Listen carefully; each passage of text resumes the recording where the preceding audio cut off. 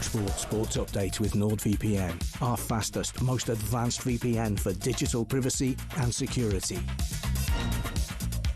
4 o'clock, good afternoon. Are Chelsea set to lose another Enzo to Manchester City? Well, it could rest on Reinders to Saudi and Rodri to Barcelona. Our chief transfer correspondent is Ben Jacobs. Barca expected to go a little bit higher, and if you add up 60-odd million or more for Rodri with 50-odd million or slightly more for Tierney Reinders, you could be funding a bid for Enzo Fernandez. Well, Barcelona have had their £55 million bid for Rodri rejected. Chelsea are adamant City need to offer £120 million for Enzo by 5 p.m. tomorrow. As for Reinders, Saudi side Al Qadzir have an offer in place for €60 million. Nottingham Forest are also interested. Elsewhere, former Villa striker Stan Collymore says Unai Emery's 17-year-old debutant Brian Maggio has created havoc for PSG's backline last night will be fast-tracked up the England ranks. We've got lots of creative players like Max Darren in England and in the England setup. It's just about how to use them and to get the right balance and blend. We have not got a number 9 beyond Harry Kane. Meanwhile, Keely Hodgkinson's main rival for the European 800-metre gold has progressed through her semi-final despite being tripped and not finishing. Swiss runner Audrey Wero has run faster than Keely twice this year. Their showdown in the final in Birmingham will take place tomorrow evening. And Steve Harmison has told us he backs Joe Root taking away curfews from England cricket players off the back of the Stokes debacle. Root seemed to leave the door open to a Stokes Ashes return when interviewed yesterday, but Steve Harmison's convinced it won't happen. As much as a great friend of Joe Root, as much as the clamour will be, I think the issues is not Ben Stokes' England dressing room. I think it's Ben Stokes and ECB where the problems lie, and I don't see him coming back while the regime above at the ECB is where it is. Yeah. There's more on talksport.com. talkSPORT News. And what could be the hottest day of the year so far? There's a call to do more to protect NHS workers, and 5 water companies are increasing bills for customers. Amelia's got more at 4:30. talkSPORT weather with QuickFit. With over 400 EV-ready centres across the UK, we're top of the league for electric car owners. Visit quickfit.com and book today. A baking day, 38 degrees Celsius in parts. This evening, Northern Ireland, Scotland could face some isolated thunderstorms spreading southeast. Elsewhere, warm overnight with clear spells.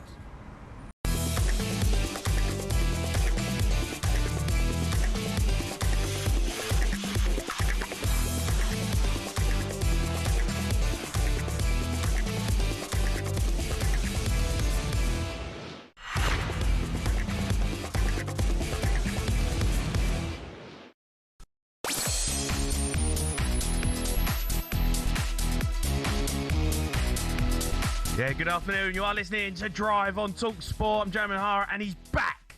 Darren Bent. It's Darren here, by the way, Darren Bent. He's alongside me. Coming up today, we're going to be asking Kvaratskhelia is the best winger in the world right now. He scored in the Super Cup again last night. It's an absolute joke how many goals this guy can score. There were no minutes for Bradley Barcola in the win over Villa. Does that mean a Premier League side could go and get him? Liverpool, Arsenal fans, do you break the bank and bring him in? We'll get into Arsenal as well. Bentley gives us his ideal starting 11 for the start of the season.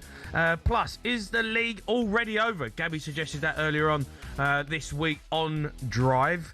We'll hear what Bentley has to say about it. We've got questions as well. WhatsApp Bentley.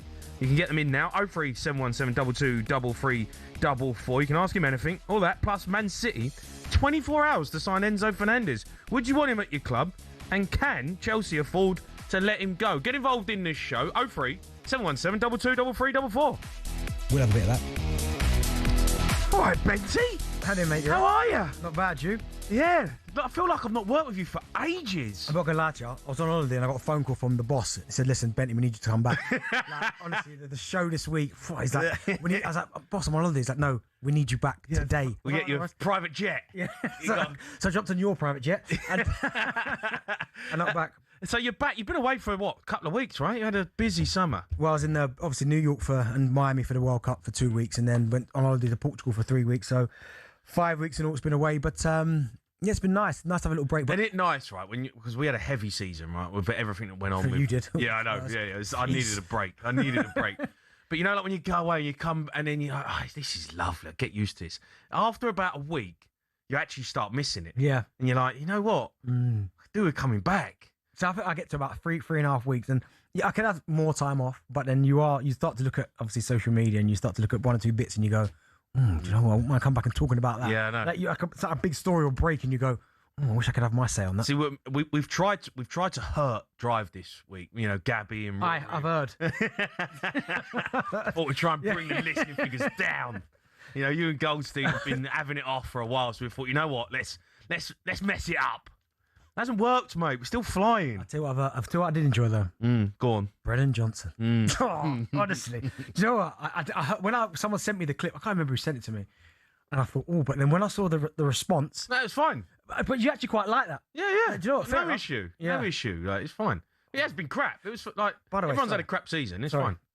Why Gabby trying to throw you under the bus like he did nothing? Mate. Do you know what I mean? That is poor, by the way. You know what, He right? was over there laughing like it was. Do you know what I mean? Yeah, he's probably the worst person that you'd want like if he was in trouble, right? Do Like you know what I mean? you owned it and went, listen, he's been crap. Fair enough. Yeah. But Gab just started laughing. Sums him up though, doesn't it? Really? Do you know what I mean? He's always been like that. He was like, Jamie owes him an apology. Yeah. I was like, what?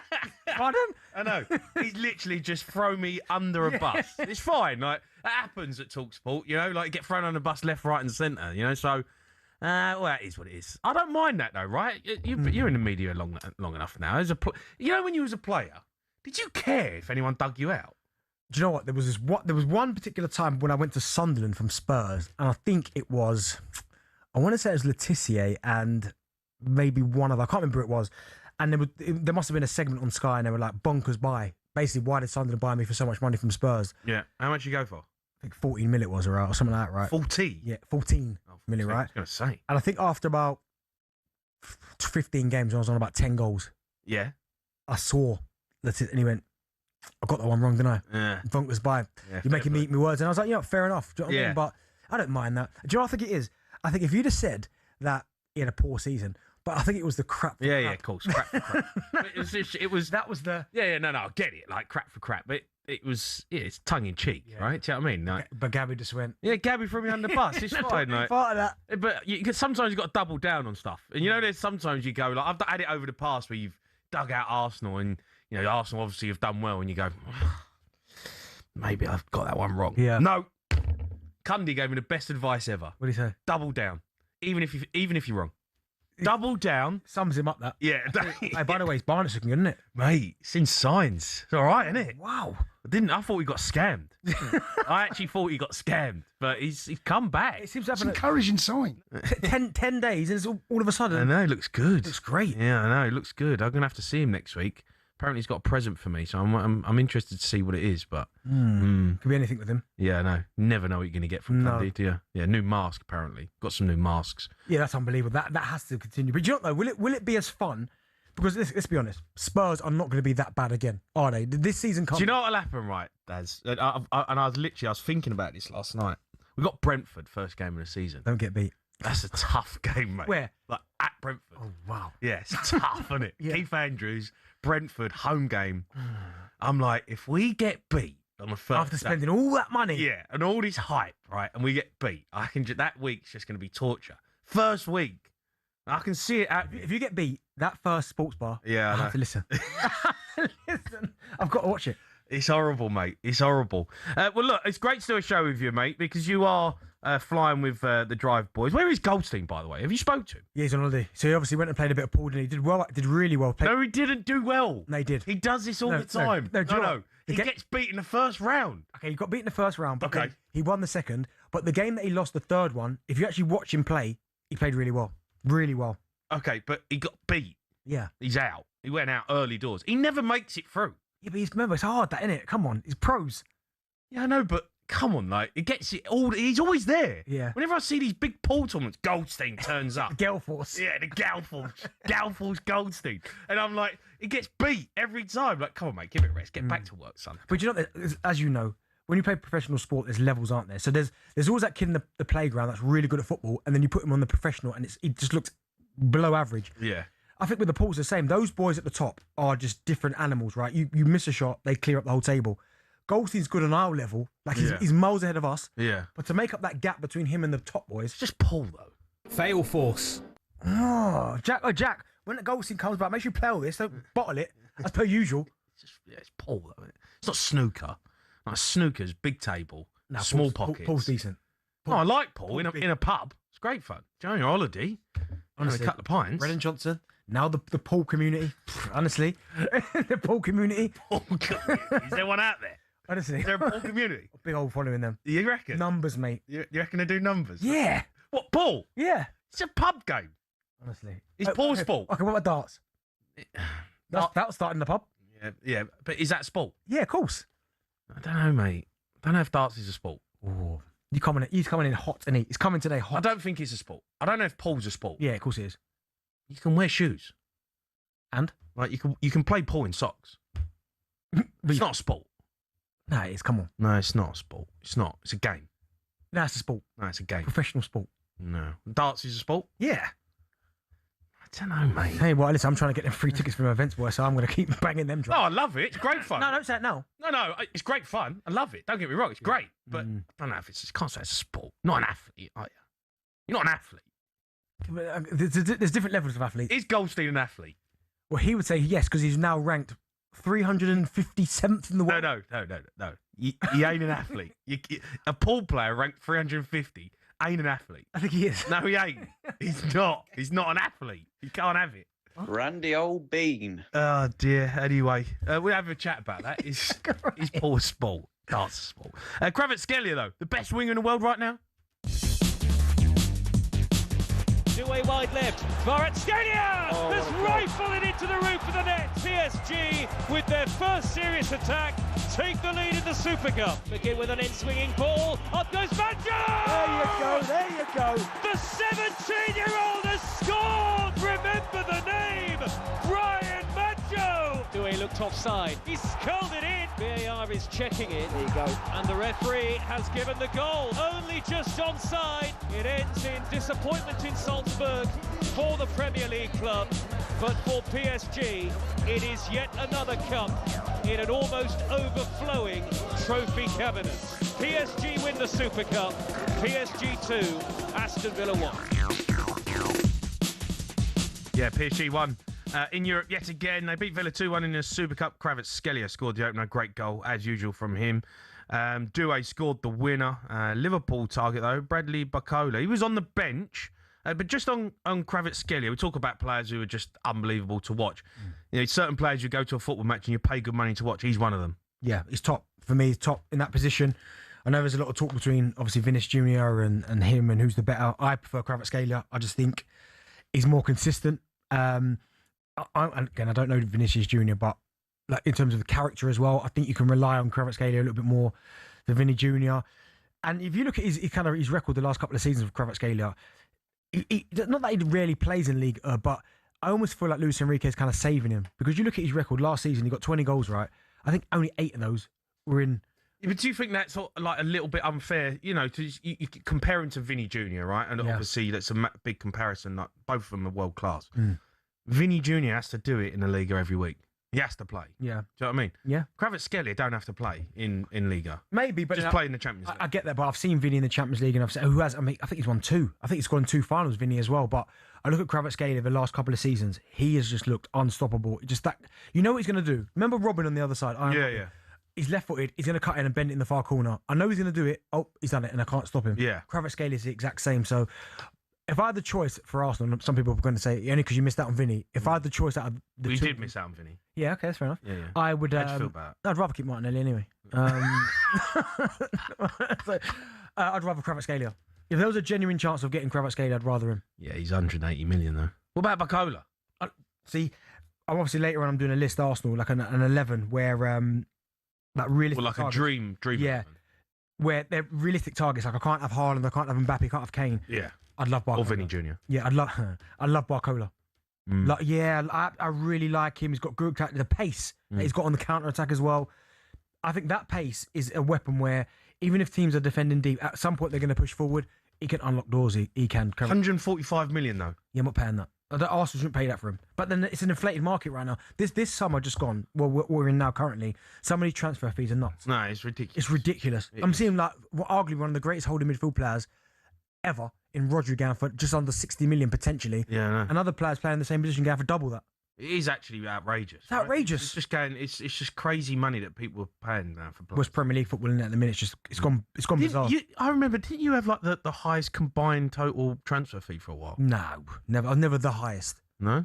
Was it like 50 mil though? Right. Something like that, yeah. But Lukaku was always ahead of me. Robbie Keane was always ahead of me. Yeah, Keno had a few, didn't he? Oh, a few big ones as well. Yeah, a couple of Carlsberg moves. Love Keno. Just on the 17-year-old Brian Maggio. He's declared to play for England, by the way. He's scored last night, and everyone all of a sudden is hyping him up like he could be a replacement for Harry Kane. It's a bit early, right, to be having that kind of comparison. Yeah, I'd say so. I mean, listen, what you watched last night was a young player. He's only 17 years old, who I thought was absolutely outstanding. I thought he led the line really well. I think he used his body really well with physicality. He played up against Pacho and Marquinhos, so two really, really good centre-halves. He almost threw them around a little bit in terms of his physique. Scored a really, really good finish. Probably could have had a couple more as well. But again, it's about we've got to calm down. I mean, every single time a youngster comes through, it's almost. I remember Max Dowman at Arsenal. People were actually saying, could he get in the World Cup squad? Yeah. I think we just need to calm down. Kane's, I think, going to be here for another 4 years into the next World Cup. Do you think he'll play in the next World Cup? Well, potentially. I just think if he keeps developing and playing the way he is, first of all, before we start talking about England, he's got to get Ollie Watkins out of the way. He's got to get Tammy Abraham out of the way. If he does that this season, then it's a serious conversation. Yeah. But right now, he's probably third in line. Yeah. Do you know what I mean? So it's a little bit early. Look good. He looked really good. He was brilliant last night. Brilliant. But still, everyone just let him develop in his own time. Yeah. All right. You can have your say on that. Villa fans, give us a call. It was a decent performance last night from him. And obviously, we've started a bit of a debate. There's no debate. No debate. No, you said to me, when the mic was off, you said, Paul's not sport. No, you agreed with me. Honestly. You can have your say. 03717 22 33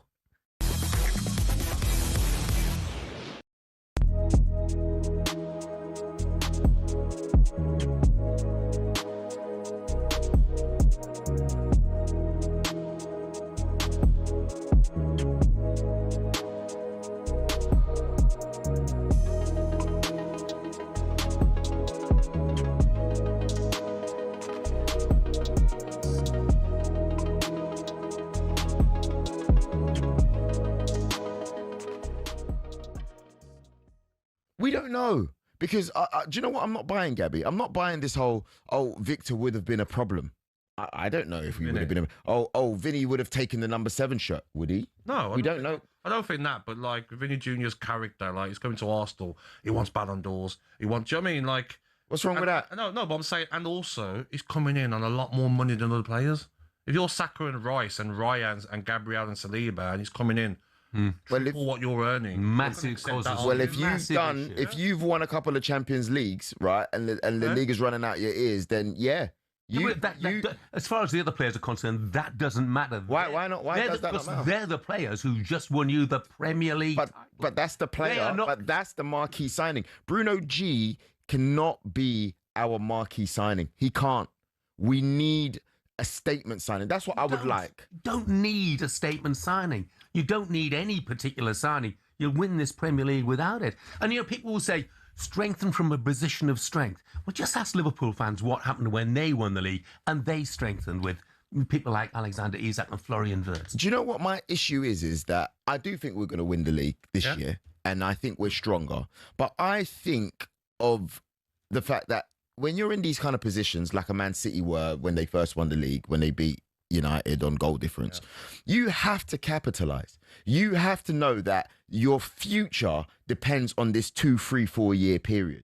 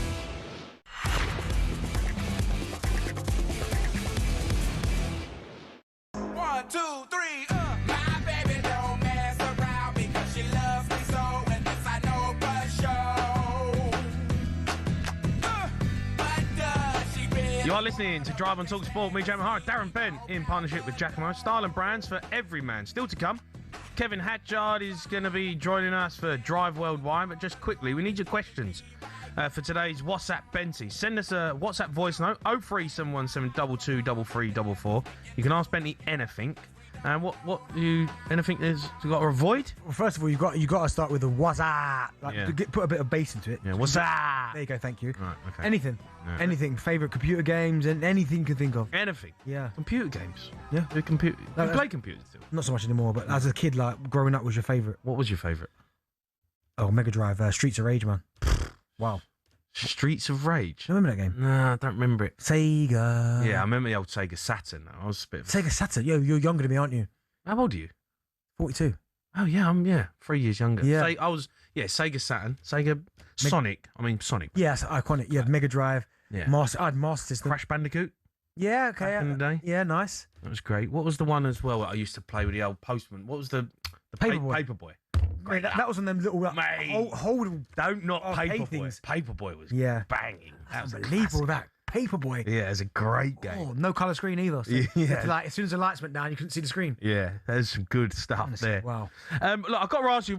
Been doing a show with Rory Jennings, and he was saying yesterday about Arteta. Said he's a better manager than Unai Emery. Do you agree with that? Oh, do you know what? It's a tough one because before the last season just finished, you'd say no because Unai Emery's got it over the line. 4 Europa Leagues?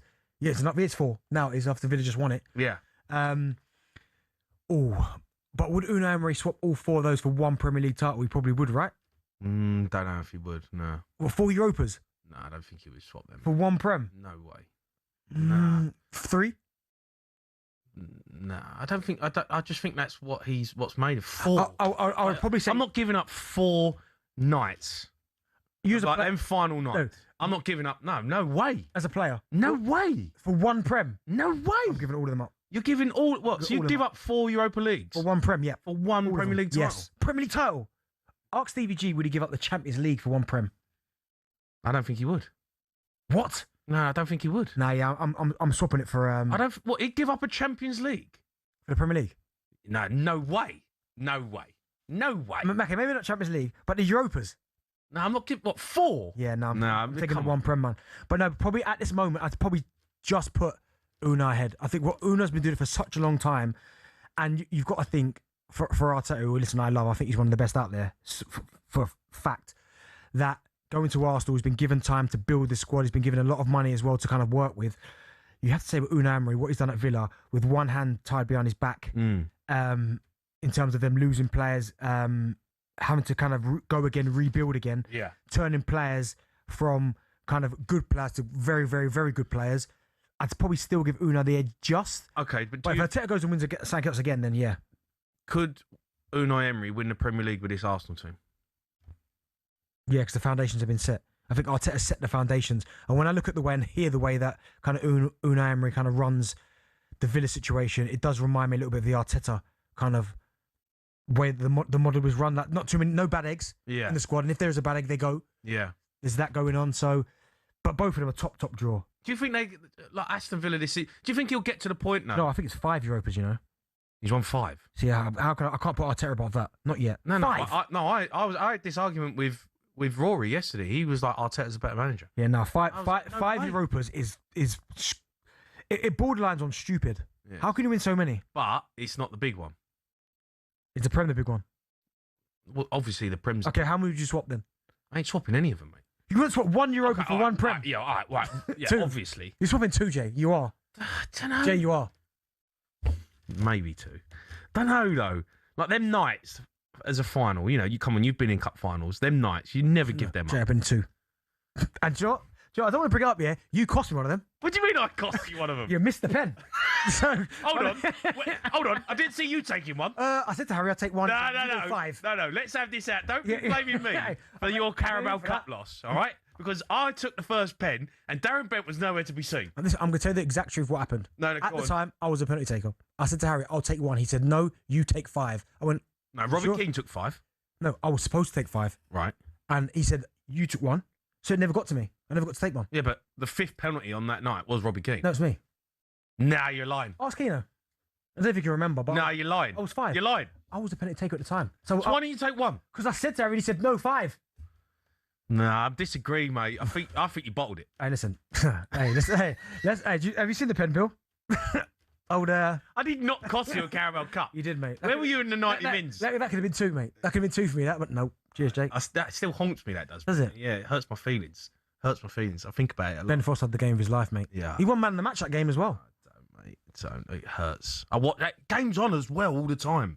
They play that game a lot. It's such a bad game. Do you know what, right? I don't really like giving you credit, but I felt for you in the first one because you were playing well in that period. Oh, I know. And he left you out completely. Yeah, I felt for you in that. Yeah, that hurt my feelings. Yeah. Remember he said he wanted Eunice Cabal on the bench. I remember that, yeah. I did feel for him because you were playing well. I was like, what? Literally, I've played every game leading up, and then you're putting Eunice Cabal on the bench. I was like, oh, mate, you're killing me. Cried, didn't I? And I remember watching you cry on the tunnel. Lely had to come and talk to you. I don't know why I can remember that. Yeah, I know. I appreciate you, just bringing out all my trauma, by the way. No, but I'm saying, I gave you a bit of credit, no? Well, you gave me credit. Yeah, I felt for you because you got left out. No, you should have played. You should have been there. Yeah, it's a good night. Did you play in that game? That one I didn't know. Unused sub. Was you? Yeah. So I look at that, and yes, it's there, but I never really, and I've said it before on the show many times, so people know, I don't look at that as you've won it, because I felt like I weren't part of it. Even though I was on the benches. I know. I played the semi-final. No. I think I played about 4 minutes that competition. Did you? That year. That's what it annoys me, because it's like I literally played pretty much every game, and in the final, bin me. Oh, sorry. Yeah. Sorry. Thanks for the reminder, mate, by the way. Yeah. Cheers. No, sorry. Thanks for the pen. Take a pen. Take a pen. Like, you bottle job. Like Gabby, throwing me under the bus. Everyone's throwing me under the bus here. What's going on? Get me back to Sports Bar. Right, still to come. We're going to be joined by Kevin Hatchard. A bit of a drive worldwide, but now it's time for No Googly. I forgot we played quite a lot together, didn't we? I forgot we played. Yeah, fair bit. You were decent, Mr. Scruffy Goals, I used to That's call what you. Call me. You used to call me. No one to you. We want to know, before last night, who was the last English player to score in the Super Cup? The answer to that, so much more, coming up and drive right here on talkSPORT.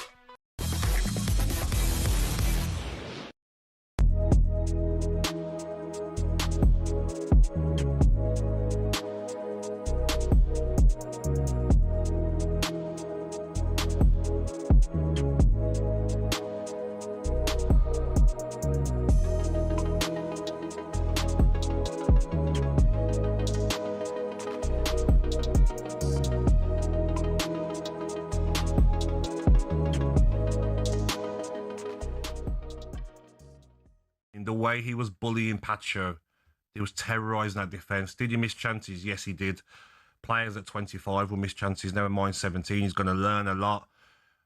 I don't think you can start saying now he's the next striker after Harry Kane, but you know what you need to do now, Jeff? If I'm the FA, I am fast-tracking him, because Luxembourg, no, he's not going to choose Luxembourg, but Cameroon, parents are from Cameroon. They'll be looking at him right now saying, we want to get him in the squad for the Cameroon, get him playing a competitive qualifier so that he can't play for England. So maybe fast track him. He's made it pretty clear that he wants to play for England, hasn't he? Yeah, but you never know, do you? There's so many players. I was in that position where I could have played for Scotland, Nigeria, through my parents. His parents are Cameroonian. So if I'm the England setup now, he's been called up to under 17s for friendlies this month. Yeah. I'm fast tracking him even into the 21s. Not straight away now, Jeff, but let's see how he does over the next 2 or 3 months. It won't surprise me if he gets fast-tracked to the 21s. And Thomas Tuchel, the FA, are looking at it and saying, okay, do we get him into the squad? Do we get him a cap in a qualifier, a Nations League game, so that he has to play for England? Because after Harry Kane, how many strikers do we look at and say, whoa, he's the next Harry Kane?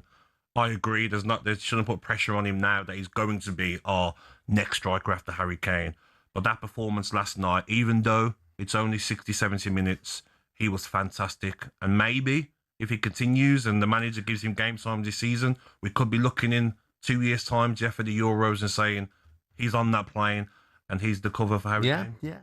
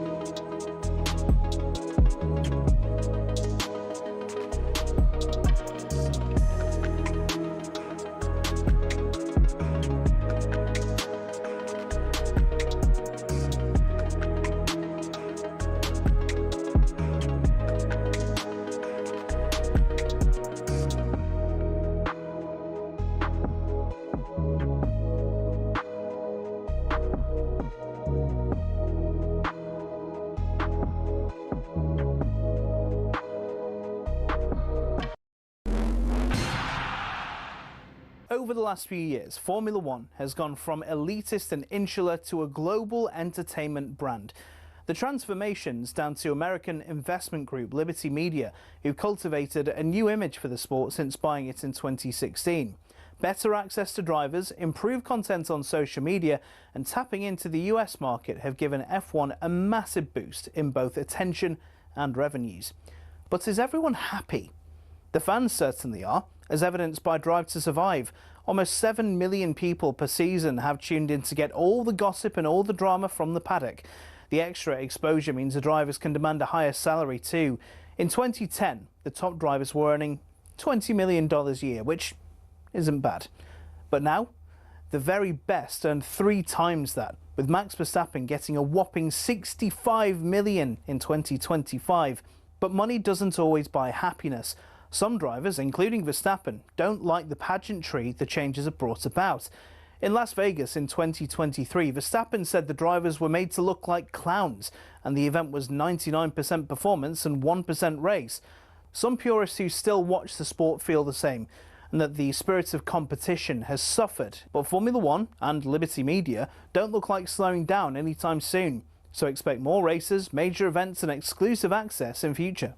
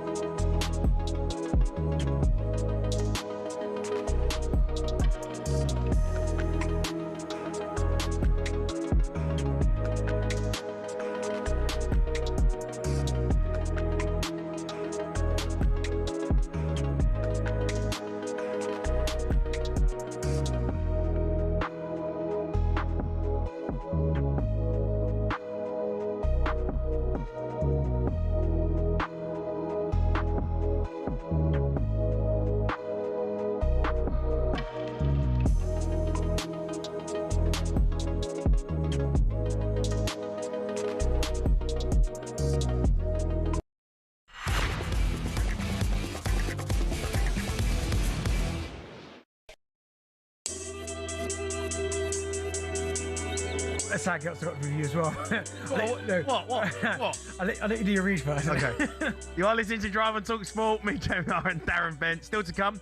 We need your questions for WhatsApp Bentley later. It's your chance to ask Bentley anything about football or life. 03717 223344. Before the break, we asked you, before last night, who was the last English player to score in a Super Cup? The answer, Cole Palmer for Man City against Sevilla in 2023. Right, what is it? What's the matter? How you get food poisoning, bro, eating a cheese toasty? Mate, I'm telling you, dodgy. Mate. Someone told me about this story and I thought, what? You can get food poisoning from cheese, okay? It's called Listeria. It's a bacteria that you can get, and I got it. I mean, I'm not going to lie. Where was you? Am I? I was in Albufeira. Why are you eating cheese toasties in Portugal? I don't know, mate. I don't know. Don't know. Why are you eating cheese toasties in Portugal? I don't know. I just fancied something English. All the great food they've got, and by the way, Portuguese food is unbelievable. Yeah, you got a place out there, haven't you? Yeah. Yeah, listen, I love Portuguese food. I love it out there. I just fancied something English, all right? And I got food poisoning. Cheese. Do you know what the most annoying thing was as well, right? It was because I was staying at this beautiful hotel, the W, and I paid a few quid to go there, but I didn't get breakfast because I was just being tight. You know, like principle. I was like, nah, I'm not paying that. 65 quid for breakfast. Yeah. Like, it's just a buffet. No. So I went out, got food poisoning. Bang, have that. Yeah. Have that. Kill me. No, but I get why you do, but I only like doing the breakfast when you go on holiday if I've got the kids, because it's easy for them to just go and eat. Yeah. But I think you're right, when you go with adults though, my missus don't eat breakfast. You want to go out and try different places. Yeah, you want to go out and explore in the mornings, you know. I was like, I'm not paying 65. Go out and explore and eat cheese toasties. That's honestly. You know what? For that, you deserve that. I know. Cheese toasty, you deserve that. I know. All right, it's time for this. Drive worldwide. Why?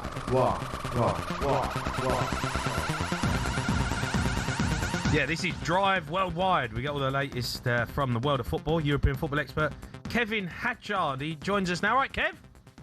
How are we, chaps? We well? All right, mate. Oh, All right. I've missed that slogan. Yeah. Missed that.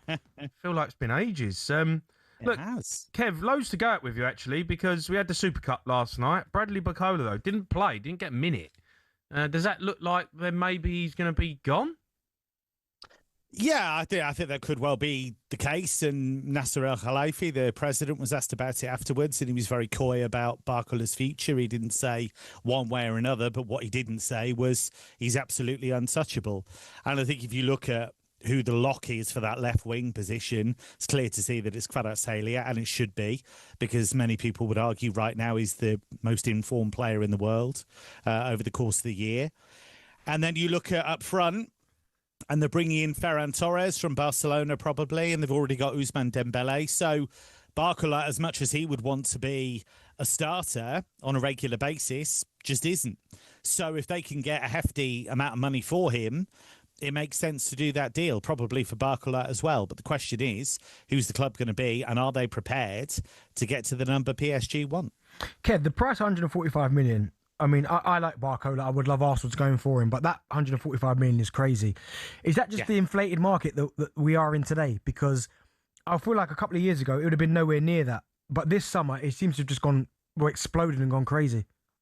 Yeah, I think PSG have looked at other deals and used those as a benchmark. And obviously, if you take Liverpool, for example, they've spent an enormous amount of money on Wirtz, an enormous amount of money on Isak, and they spent a fair chunk of change on Hugo Ekitike as well, who's a former PSG player. So I think PSG are looking at that and saying, well, that's where we value him. Also, they're not under pressure to sell, because they've already got a ton of money for Gonzalo Ramos, sold him to Milan, so they've got loads of money off that. Rondal Colomouani's gone to Juventus, so they've got money from that. And they sold Kang In Lee to Atletico Madrid, so they've brought in all this cash. They're not short of a few bob anyway. No. That's the truth of it. And so they can say, well, this is our valuation, it's up to you. It's only if the player really stamps his feet, then that maybe changes the equation a bit.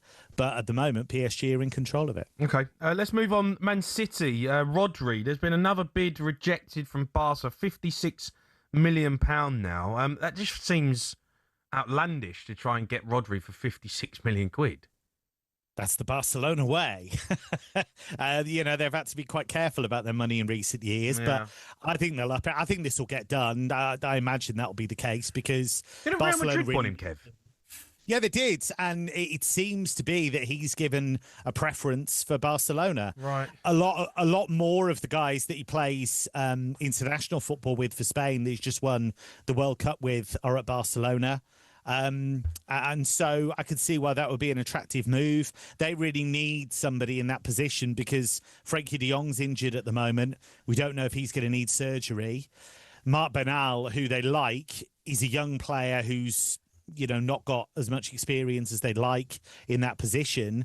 So he would absolutely upgrade that. I mean, he'd upgrade any 11, wouldn't he? But he's definitely somebody they need. So, again, I think that's just a question of getting to the number that City want. But when you bear in mind, they look as though they're going to sell Tijani Reinders to Al-Qadsiya for, what, €60 million? I think the fact that Barca are trying it on with 56 million quid, I don't think that's going to fly. And Barcelona do have a bit more wriggle room in the market this year because of their return to Camp Nou and the fact they've made a bit more revenue. Kev, you look at Rodri, and before the World Cup, people were maybe saying question marks, is he back to his best? But I thought in the World Cup, he looked like, for me, probably the best holding midfield player on the planet. Is that how you see him now, back to his best? Yeah, I think the back end of the World Cup showed that. I had those same questions because the evidence told you we should have those questions. I mean, look how he did in that game. I mean, it's unfair to pick out one particular game, but Bode Glimt, where he looked really off it. There've been other Premier League games where he had looked off it, and that was always going to be the case. Came back from a really complex knee injury, not a run-of-the-mill knee injury, a really serious one, and it was always going to take him a while to get back to where he needed to be.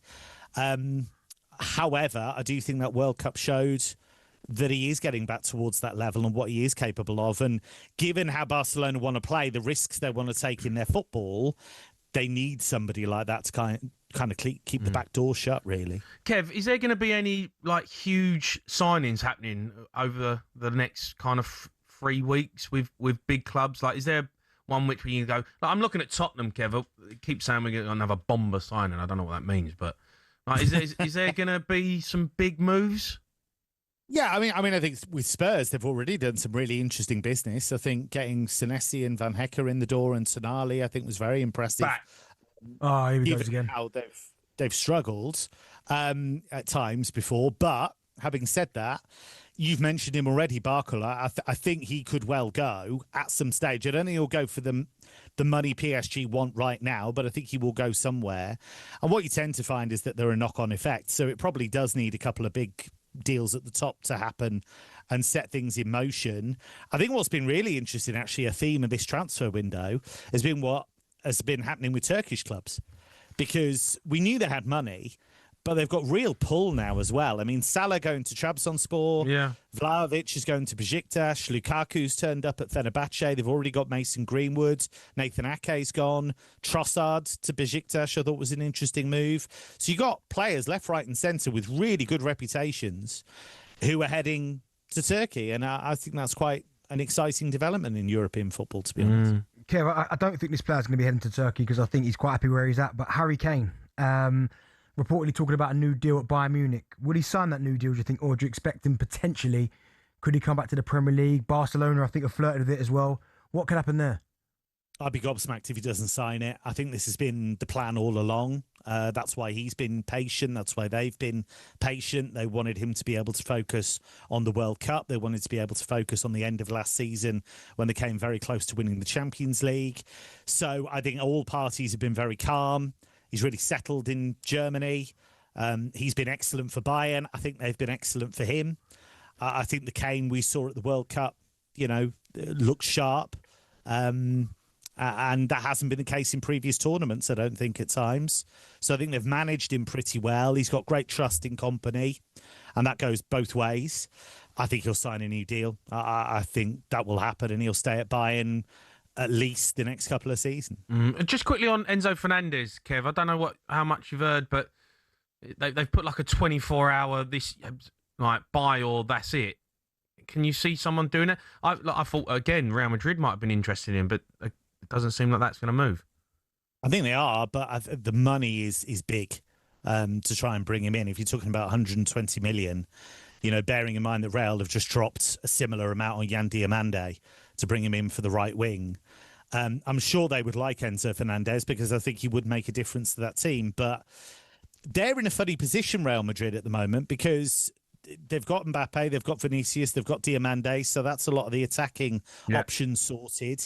But now I think they've got to get a few out the door. So you were talking about whether I thought big deals might happen in the next few weeks. They're a club to keep an eye on because there might be a couple of really good players there, guys like Brahim Diaz, who could suddenly be available because they just don't have enough spots for players to operate. They've got some team now, though, Kev, haven't they? I mean, Mourinho must be going, oh my God, what side?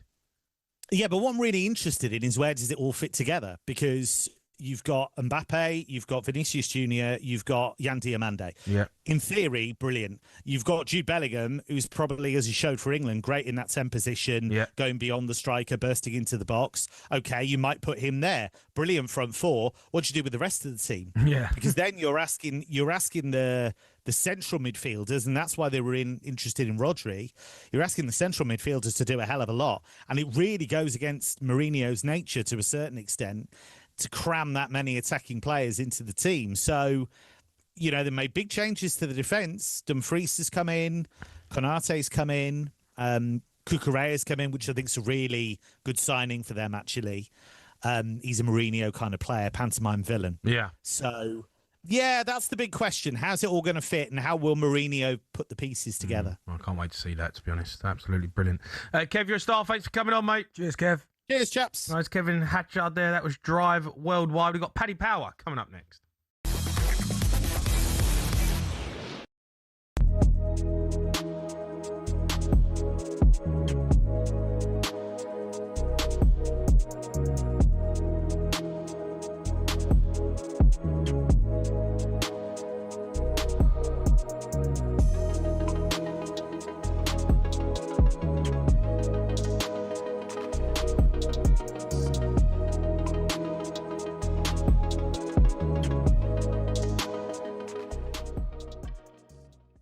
talkSPORT's Matt Scott, the guy you just heard doing the news there, talking absolute guff because he rattled some cages this morning on breakfast. He listed off the top 10 biggest clubs in the UK. He said Chelsea cheated their way to success, can't be in the top 10, and Spurs have never won a Champions League. So, and he's put them, he's not even in the top 10. They finished 17th for like 2 seasons in a row. I think you needs to remember that Nottingham Forest ain't been in the Premier League for about 15 seasons. So, anyway, Rory, we've asked you to do your top 10. What did you make just on Matt Scott's Chelsea not being in the top 10? Yeah, I mean, look, before we get into this, I think it's important that I just establish something very clearly. Matt Scott is my friend. Yeah. He's somebody who I rate incredibly highly. I think he's got a huge future, and I like him.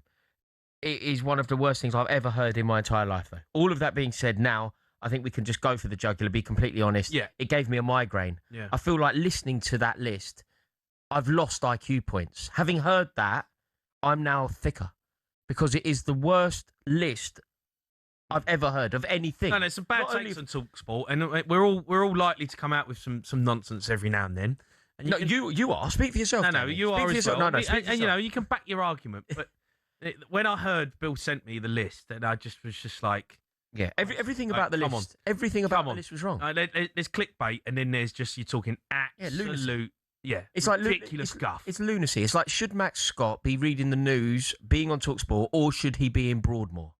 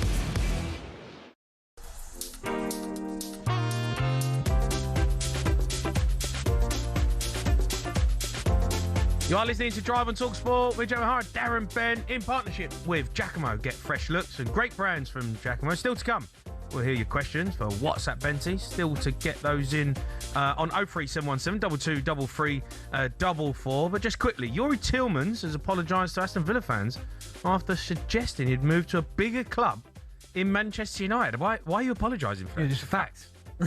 Like, again, maybe he had some really good times at Villa, and maybe Jeremy trying to show a bit more respect, but come on, I think every Aston Villa fan would say the exact same thing. Man United are a bigger club. Yeah. You talk about arguably the biggest, them and Real Madrid. Yeah, I'd agree. Although I think Liverpool got something to say about that as well. Well, Liverpool fans don't like to hear it, but Man United are big. Well, do you know what, right? You look at in terms of silverware, I didn't know that Liverpool were ahead. Only one trophy. I mean, I think it might be, 3 or 4. Because of recent seasons. Well, maybe recent seasons. Yeah. Okay. But, yeah, Man United, come on now. One of the biggest in the world. Tottenham, top 10? In the world? Not in the UK. Yeah, come on. Yeah, well, mate, there was massive arguments over the last... Sure, I've seen that as well. Max Scott. Max Scott dropping, like, bombs. I can't believe what he was coming out with. I'm not gonna lie to you. I was shocked when he left out Spurs. Okay, you know when you're waiting. Done it on purpose, right? Trying to make a name for himself. Do you reckon? Yeah. I was waiting. He's reading for the names. He gets to that 8 or 9. I'm going, hold on. Yeah. Have I missed it? I had a few of my mates message me going, "Who's this Max Scott geezer?" Yeah, like fuming. I'm like, come on. Where would you put Spurs? I said in it like they're in a top 10. Put them where you want, but they're in the top 10. Do you know what I mean? He didn't put Chelsea in there, which is nuts. Yeah, which is just outrageous. Crazy. Right, in terms of trophies and everything. Yeah. I actually had a look on the way in. I was like, because it was still winding me up. And I looked at like the trophies and that in terms of who's actually won the most trophies in England or the UK. It's Liverpool, Man United. Yeah, Liverpool, Man United, Rangers, Celtic, but obviously it's Scotland. But then after that, it's like Arsenal, obviously, right? And then you've got Aston Villa, are above Tottenham, and then Tottenham, Everton. Do you know? So yeah, Forest have won a few fair. No, Forest have not won that many. I mean, back-to-back Champions Leagues. Yeah. But that was Rory's statement yesterday. He was like, they had 3 good years. That was it. And then they've disappeared. He's like you, mate. Can't go nowhere. No, can't go nowhere. Yeah, look, you can't. Tottenham are a massive football club. Dad. Yeah, I'll give you that. They're a huge football club. Yeah, of course. And everyone it annoys me that people try to like say that they're not. I can see it. And it's like, come on, I get it. Like everyone wants to have a dig at Tottenham, but they are a massive football club. Yeah, okay, look, you're going to argue for me. I'm sitting over here. All right, it's time for this. Paddy Power on talkSPORT. Check out Paddy's latest offers on the Paddy Power app or at paddypower.com. 18 plus, begambleaware.org. Yeah, Premier League season just around the corner. Let's look at the latest odds thanks to our friends, official betting partner, Paddy Power. Today, we're looking at who could be the standout players of the season. Let's start with the Golden Boot winner, Haaland, 4-6, Isak, 8-1, Gyökeres, 20-1, Cole Palmer, 40-1. Is there anyone that can compete with Haaland? Well, I think when you go into a Premier League season now and you're looking at Haaland, you're thinking to yourself, if I've got any chance of winning this Golden Boot, I have to get to 20. We've seen in previous seasons before, maybe not of recent times, but there was a period where I think it was Berbatov maybe won the Golden Boot with 18 goals. So did Anelka. I think those days are well and truly done now. If you've got any chance of winning the Golden Boot with Haaland in the league, you have to get minimum 20, probably 25. Yeah. To win it. Yeah. Do you know what I mean? Him, Salah, obviously before as well. Do you think Isak can have a big season? Yeah. If he stays fit, he's one that could definitely rival. He needs to have a big season as well, right? He needs it, but also as well, he's got to kind of get rid of Ekatike, who I thought was brilliant at points last season. Maybe faded out a little bit towards the end. He's out till March. Yeah, so that's the problem. But if Isak comes back sharp, as we know he can do that, I thought he looked quite sharp at times in the World Cup. Then yeah, he's gonna be the closest competitor, I think. Do you think Liverpool do well this season? Yeah. Do you? I do. Yeah, I like Andoni Iraola. I think he's good. I think he's brilliant. I think the signings that they've made are going to make. I don't know if they ain't been that convincing in pre-season. Well, neither has Arsenal. Arsenal, by their own standards, it's been quite a poor pre-season. But no, I think Liverpool will be there or thereabouts. Okay, all right. Let's move on to the Golden Glove. We've got Raya Lamans 10-1, and Raya's 7-5. Martinez 14-1. Arsenal clearly of this about defence as well, right? Obviously, Golden Glove depends on who you got in front of you. Yeah, I think again depends a lot on Saliba with this injury that he had obviously in the World Cup. What about Kinksky? Where's he? We got odds on Kinksky? No. Will he play? I don't know who your number one is. Dubravka? No. Vicario? No, Vicario. No, Kinksky's number one, mate. He's the top boy now. Mate, you call him Slipsky. No, don't try that. No. Cundy called him Slipsky. You did as well. Don't call him. No, I never called him Slipsky. Don't come in now giving you call him Slipsky. I heard you see it. No, I never called him Slipsky. Jack, find the footage of Jay calling him Slipsky. I did not call him Slipsky. Cundy called him Slipsky, and it was one game. And then since that Atletico Madrid game, he's been brilliant. And he's actually a decent keeper. He is a decent goalkeeper, but I think you look at the Golden Glove. If Arsenal's back four, if they get Konza as well, because they're looking at Konza now, Arsenal. I don't know what happens when Saliba comes back, but defensively, Arsenal rock solid. So I'd expect him to win that again, David Raya. Yeah, I agree. Paddy Power gave a couple of Jose Mourinho specials. His documentary finally out on Netflix. Jose to leave position as Real Madrid manager before the 1st of Jan. Wow, 3-1. That ain't happening. Do you know what? You say that, but it could happen. That just because of the personality he's got, the personality that some of them players have got, I'm intrigued to see. I'm sure they've probably buried the hatchet now, but it was a whole Vinicius Junior, the racism thing with Mourinho coming out and talking about his side of things. At some point, it's going to go off. If Real Madrid lose back-to-back games, it's going to go off. So he might well not be there by January. Well, I just think they're going to do well this season. Jose to do a knee slide celebration at the Camp Nou during the 26-27 season, 10-3. Nah, man, his knees are gone now, man. Jose can't do that. That young Jose that did that before, that ain't happening. Have you watched his doc? Nah, I need to watch it, though. It's good, mate. I'm too busy watching Ted Lasso, the new one. Sorry. You're 42 years old, mate. A great show, that. You can't be watching Ted Lasso, mate. Come on. Have you not watched any of it? No. Honestly, you don't know what you're missing, man. I bet you watched Love Island, didn't you? No, of course I don't. Yeah, you do. No, I do not watch Love What do you Island. watch? I watch live football. I love live sport. Okay, well, live sport's not on 24 hours a day. So what else do you watch? Live sport is on 24 hours a day. There is always something on. I'll watch live sport. Golf, baseball, NFL, NBA. He's thrown in baseball. I'll watch NFL. I've known Joe for that long. I've never heard him mention baseball once. Right, mate, He's just thrown that in. Mate, good team. Who's your team? Good team. Boston Red Sox. All right, mate. Well played, all right. Yeah, the Yankees. All right. You mean you spoke about two of the most iconic? Give me one that people wouldn't know about. The Cubs. Yeah, again, iconic. Okay. All right. The Astros. Astros are good. Okay, do you know what? That's a great point, Bill. Just give me two players. What? Let's move on. Just give me two players. No, Rodriguez, good player. He's Rodriguez? good. I mean, his batting av is all right. He's batting av. Going on, man. For all the latest offers and find out more, go to paddypower.com. 18 plus. Gamble.org. Paddy Power on talkSPORT. Check out Paddy's latest offers on the Paddy Power app or at paddypower.com. 18 plus. BeGambleAware.org. Good batting av, mate. It's a good batting av. Right, we're going to be talking Arsenal next. Benty, we've got to get stuck into it. Premier League champions. Thank you.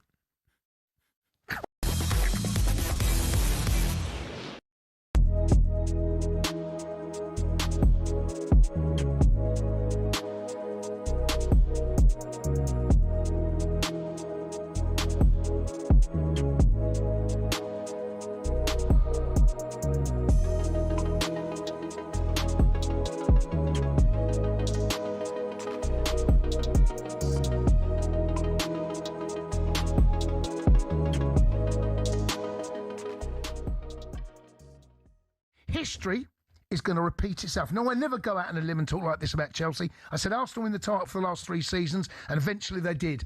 I'm going Chelsea. You Gooners, you should be fearful of Chelsea.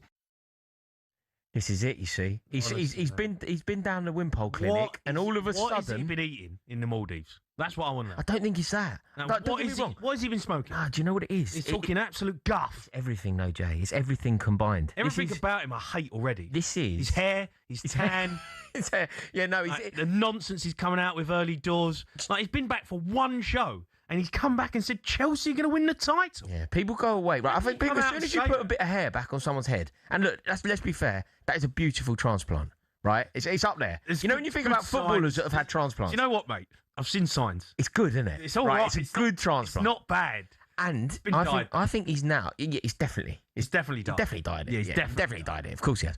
But he's now just like a new man.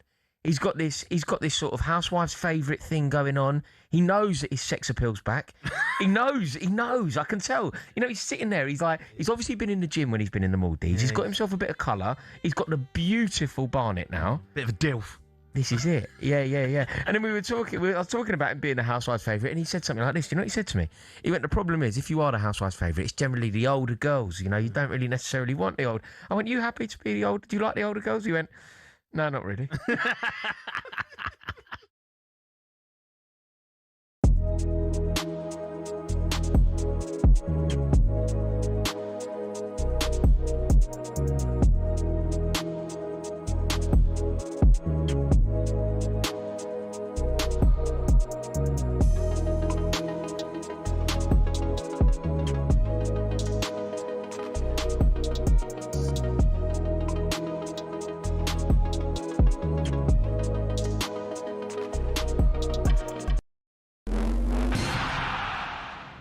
Aguero, Solskjaer, Deeney, Watkins. Sure, you know all about those last-minute goals, but have you heard the one about the on-loan goalkeeper who saved his temporary employers from disappearing out the Football League and into almost certain financial oblivion? Back in 1999, Carlisle United, managed by Nigel Pearson, were fighting to stay in the Football League. Carlisle's finances were precarious with a capital P that season, leading to a scenario where, with 3 games to go, they had to ask the FA to sanction an emergency loan deal to bring in a goalkeeper. Swindon Town's Jimmy Glass arrived at the club. His efforts in his first 2 games earned the Cumbrians 2 draws.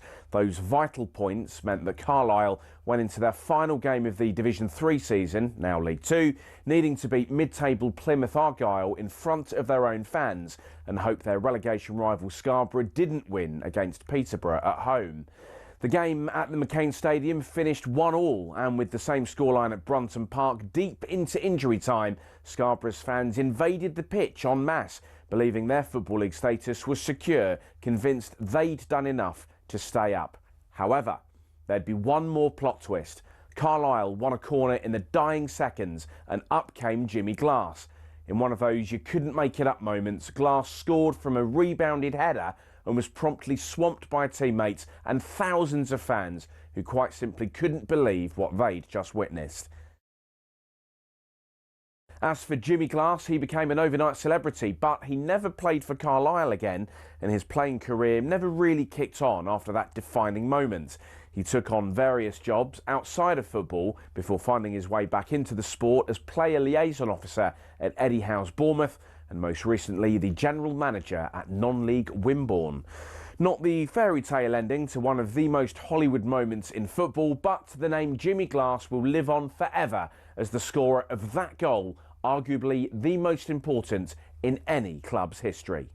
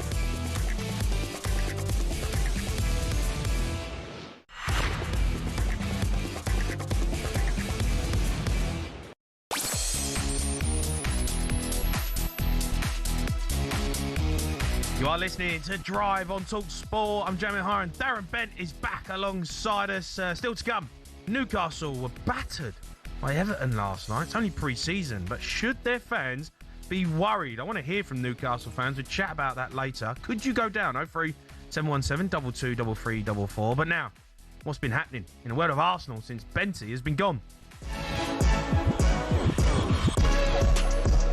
For Bruno Guimaraes, there's men in the box if he can find them, especially on the far post. He goes for a dipping shot. It's a brilliant goal. I think it's a huge needle mover, and for me, this is a much more important signing than Vinny Jr. And then it comes to Bruno Guimaraes. Brilliant hit into the corner.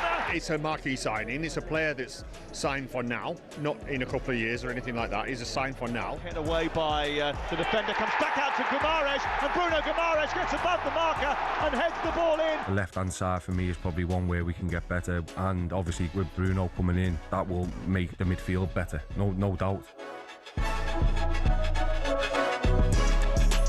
Yeah, Arsenal looking to continue where they left off. They won the Premier League last season. They signed Bruno Guimaraes, Solis, but they did miss out on Vinicius Jr. Gabby Agbonlahor joined myself and Drive on Monday. I asked him if he thought Arsenal are to win the league. Yeah, I do, yeah. I think it's done, mate. Do you? Yeah. We think it's over? Yeah, it's over, mate. Really? Yeah. They're that strong, man. They went and brought in Guimaraes as well, mate. Come on. Yeah, I hear you. All right, and I probably don't want to admit it yet. Yeah. We ain't even kicked a ball. I know. They're the only settled football club in the league. Exactly. Right? That's what they've got going for it. What do you make of that? Do you feel like, look, you're an Arsenal fan? They had a great season last season. Yeah. Are they're the team to beat? I think of course they're the Premier League champions. They're the favourites, but I wouldn't sit here today, no chance, and say it's ours easy. No way whatsoever, because there's so many factors last season. I mean, Arsenal finally got over the line. They played a productive way that maybe for some people, I didn't actually mind it. I quite enjoyed watching it, but there were some people that said that they stunk the place out in terms of the way that they played the game, but they did what they needed to get over the line. Well, they did stink the place out. Well, no, you didn't. Well, they did. How? Well, they stunk the Premier League. You can't stink it out and win it. No, you can. Right. No, you can stink it out and finish fourth bottom. Hey, I'll tell you that. You can do that. You did stink it out. Like, you brought the level of fun down in the Premier League. For a Gooner, it wasn't. Ah, come on. It was turgid, some of the football. Listen, I loved it, right? Did you really?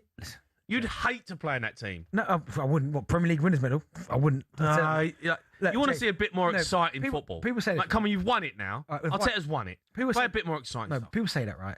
Arsenal still scored 71 goals in the league last year. Only Man City scored more. They conceded 27. So it wasn't like they only scored like mid-50s and stunk it out. They still won. Do you know what I mean? Look at them in the Champions League. How many of them were set pieces? Oh, sorry. What's that got to do with anything?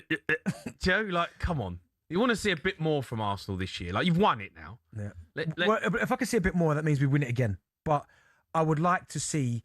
I think there'll be so many teams in the league this year that are going to be better. I think Spurs arguably have done the signings of the window in terms of their recruitment, bringing these players in. I think they're going to be better. They have to be better.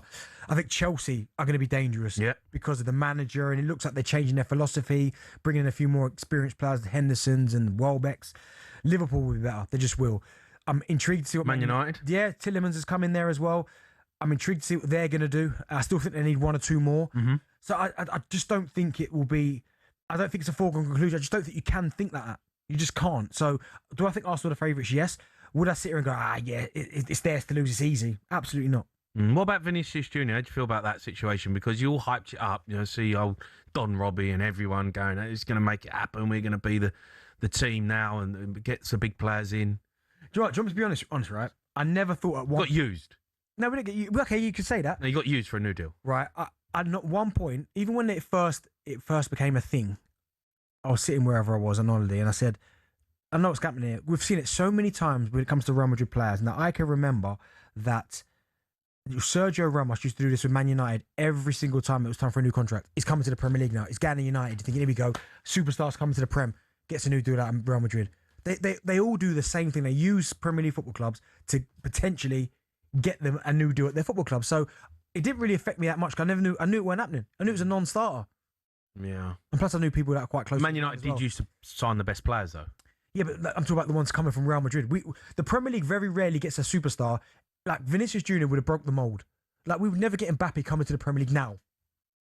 Do you know what I mean? Like we got Haaland. Yeah, but he's a superstar, but he's more of a superstar now coming from Dortmund, right? But Mbappe is like on top of the planet, right? Yeah. We never get that superstar. Never. We made Ronaldo a superstar. He went to Real Madrid. We didn't get Messi. Do you know what I mean? Like Ronaldinho, R9. These players in their pomp. We never get them in the Premier League. Why? I don't know. Even Shevchenko, by the way, who was absolutely top AC Milan. Look when Chelsea got him. Mm. But we why do you think that is? I don't know, because we pay the most money now. Mm. Do you think it's just the Real Madrid Barcelona still has that pull for them? Yeah, I think so. Potentially. South Americans and Europeans. Potentially. Because you think about some of the superstars we've got, like, we just, for whatever reason, I don't know what it is, we just don't get... Rodri's a superstar. Yeah, but he wasn't a superstar when he got here. That's my point. We signed him as a superstar. We signed him and turned him into a superstar. Yeah. Do you know what I mean? So even Salah came to England, became a superstar.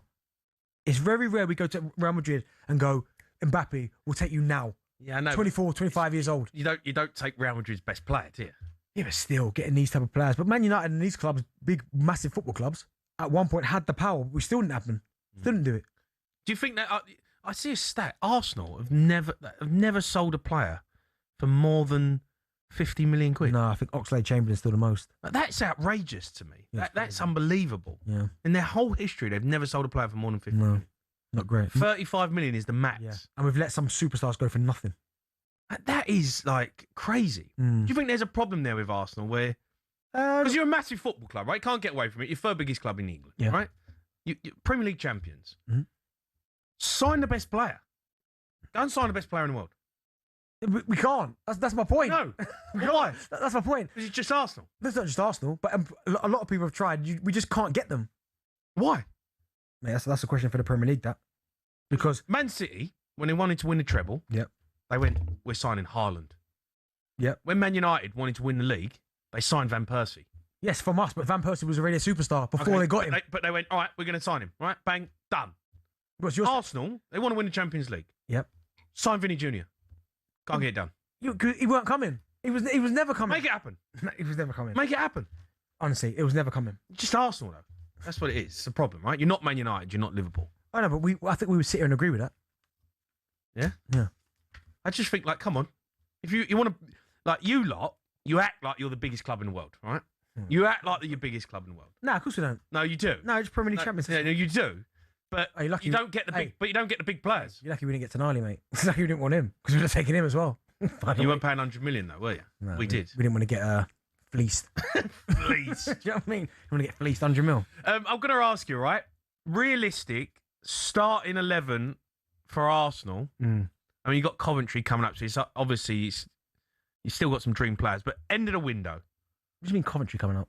The first first league game, mate. I've been there before when we got beat by Brentford. Opening game, they won their first game in the Prem. Well, you're going to beat Coventry. But I'm talking about in terms of getting a superstar. You're going to say you might be a star coming up, Bacola. I don't know, but you ain't going to get him before Coventry. End of the transfer window. Yeah. What does Arsenal starting 11 look like? And these are realistic targets who I'd like to see come in. Well, whatever you think's realistic. Right. Okay. So I've gone David Raya in goal. For me, the best goalkeeper in the Prem. Okay. Urian Timber right back. Saliba, Gabriel, Calafiori left back. Yeah. Now, this is where I've got the problem. So I've got my midfield three are Rice, Bruno Guimaraes, and Odegaard. But I really like Eze.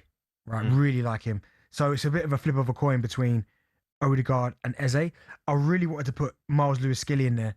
But for me doing that, I'm going to have to leave out either Rice or Guimaraes. And I ain't doing that. So but I don't want Lewis-Skelly to leave. I reiterate that. I really don't want him to leave. I love him. I think he's a top player. I think he came into Arsenal's team last season back end when we really needed that lift where Zubimendi was running on fumes. Yeah. We needed him to come in and I thought he was outstanding. Yeah. So I really, even if he has to be a bit more of a squad player and get his minutes, I don't want him to leave. I do not want him to leave, Miles Lewis-Skelly. So, but my three is Rice, Guimaraes and Odegaard probably. Okay. On the right, Saka. Yep. On the left, Barcola. Okay, so you've got Bacola. Yeah. Down the middle, Julian Alvarez. Oh. Yeah. Alvarez. Oh, you've gone big. Yeah. You spent 250 million. Yeah, Alvarez. I mean, he is top, by the way. Wow. Is he top? Yeah. He's proper. Really good player. Watched him again in Champions League, did the game. Just so intelligent as a footballer. But you ain't getting Alvarez and you ain't getting Bacola. No, but he said dream. Yeah, I know. But the dreams that are realistic. But you said that realistic. Yeah, but the reason why I've used these two is realistic because it looks like there's... But it's not realistic. It is. It's not. There's question. You ain't spending 140 million quid on Bacola. Can do. No, but you're not, though. No, we choose not to, but we can if we want to. Right?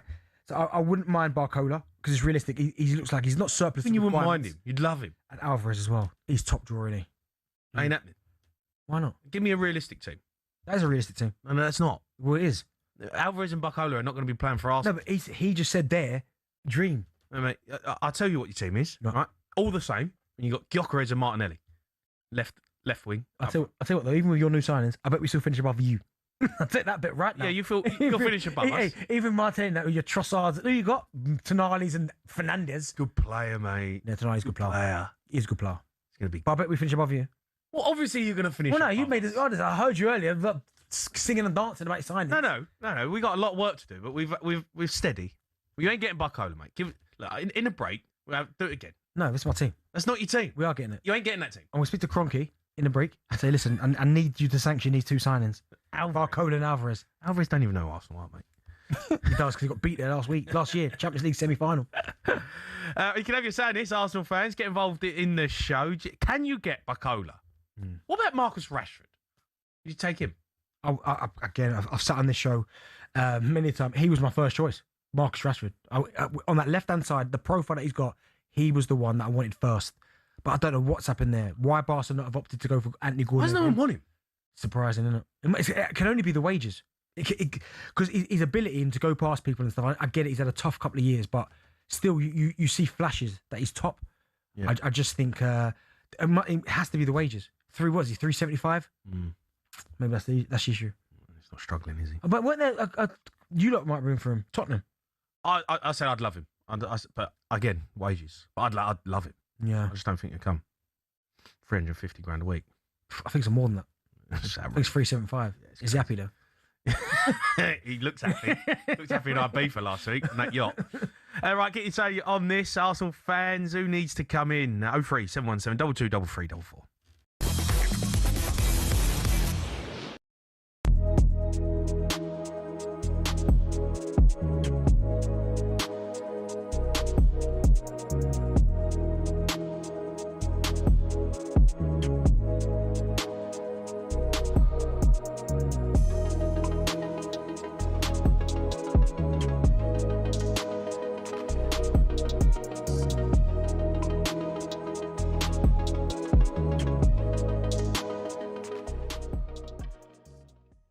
talkSPORT reporter Max Scott has sent the callers crazy. He has done his top 10 clubs in Britain. Have a listen if you missed it. The highlights of it are there is no Chelsea and Tottenham in the top 10. Celtic are above Arsenal. Forest are 5th above Villa in 6th. No Rangers. So let's head to the phone lines now and get your thoughts on 03717 22 3344. Clive is a Chelsea fan, and before we say it in Clive, Chelsea is a big club for me, a big, big club. Morning, Clive. Morning, Clive. Morning. This guy's an idiot. I mean, he's going back saying about Brian Clough and Forest. Yeah, that's what they won then. But if you go back, he's saying, I mean, I'm a Chelsea supporter and they're a big club. But saying Man City weren't big before now is ridiculous. You remember Man City in the 60s, Franny Lee, Mike Summerby, they were a big Colin club. Bell. Always a big club. Colin Bell, yeah. What a player. What a player. You know what I'm saying? He's picking a little bit of history. You can't say Forest are in the top 10 clubs. Yeah. Ridiculous. Well, when I think of Clive, when I think of big clubs, I think of support, travelling support. Yeah. You know, precisely. being up there with great players and challenging Europe. Maybe not necessarily winning it, but you know, they're big clubs for me.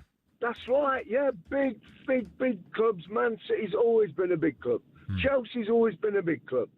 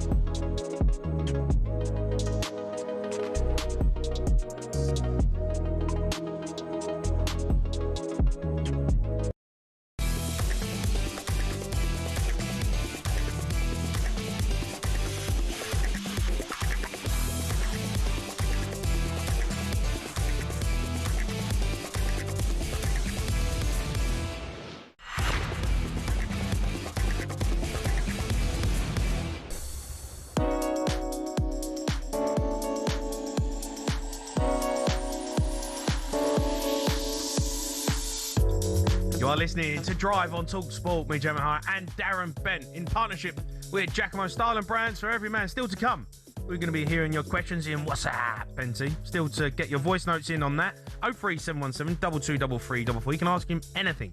Just quickly, though, Leicester City are looking to sell the club for more than 200 million. It's Thai owners King Power ready to leave after 16 years. Sad that. It's a really sad ending, that, because, I mean, some of the highs they've had, Premier League champions, probably the greatest ever Premier League story, the FA Cup as well, the Community Shield. Yeah. They've had so many. I know, obviously, God rest his soul, the owner, who tragically passed away with the helicopter incident, but since then, if you look at where they were then and you go fast forward to 10 years now, crazy. It's scary what can happen to football. If you do, again, it's one of those things, if football clubs are not run completely along the line, it should be, don't toe that line, you get punished. But yeah, sad, that, really sad. Yeah, still a fantastic football club though. I mean, the facilities, the stadium's still lovely as well. Yeah, great stadium. You've been to their training ground? The training ground's unbelievable. Oh my goodness. Well, my little boy who's at Coventry plays there every season.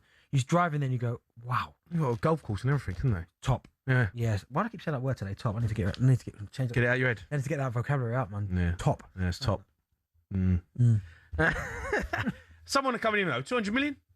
Yeah, I mean, it doesn't seem that much, 200 mil for a football club, but again, I don't know. I mean, listen, you need Simon Jordan on for that, but I don't know what debts attached to that. Yeah, you just don't know, do you? The title race is already over, apparently. Premier League can sign genuine superstars as well. Can we get genuine superstars into the Premier League? It's a good shout from Bentley, that, to be fair. I can't remember when was the last one that was. I mean, someone said Pogba, Man United bringing him back, but yeah, I guess you could say that. Let's ask Terry. He's a Chelsea fan. All right, Tel? All right, lads, how you doing? You both okay? I'm good, mate. I'm good. To be fair, Bentley made a really good point there about superstars coming to the Premier League. Maybe we make them, but Chelsea have signed stars, haven't they? Yeah. I mean, I kind of would like to put a name or two, especially one in particular that I'd like to put forward, and I would say Claude Makelele, mate. Claude Makelele, good player, mate. Good player. Good player, mate. Come on. Yeah. And I think, to be fair, Benty, I think Claude didn't come here when he was washed up, because he came here and he still performed like a top superstar. Yeah, maybe Claude Makelele would probably be actually one. Did you get him from Real Madrid? Did you sign him from Real? Yeah, and that was from Real Madrid. That's why I raised it. Because Benty was saying that they don't leave Real Madrid to come to the Prem. So I kind of have to push back on that one a little bit, lads. But another player that I might mention, you might push, depends on how you guys feel about this one, but Herman Crespo. Good player, mate. Yeah, loved him. Yeah, but he's better. I mean, don't get me wrong. By the way, at Chelsea, he was playing against him, watching his movement and some of the goals he scored. But his better days. His better days were probably AC Milan. Before that, I'd probably say. Yeah. I'll give you that one. Good move, but yeah. Pogba. I mean, you made a good point. Mate. Pogba was a superstar. Yeah, Pogba coming back to Man United. But even some of the ones Chelsea signed back then as well. The ones like Iron Robin. They got Iron Robin before he took, obviously, the superstar, getting to Bayern Munich. Do you know what I mean? We get these players. Modric, I mean, you know Modric. He became a superstar once he left. Yeah, I didn't think he'd be that good. Wow, I mean, I knew he was good, but when you to go on and see what he achieved at Real Madrid. No, well, we obviously played with him, and you go like he was special, but mate, he's turned into one of the greatest midfielders ever. Who was having an argument with? I think I said that, and someone said no, he's not one of the greatest midfield players ever. What? Yeah, I can't remember who it was. Probably Gabby.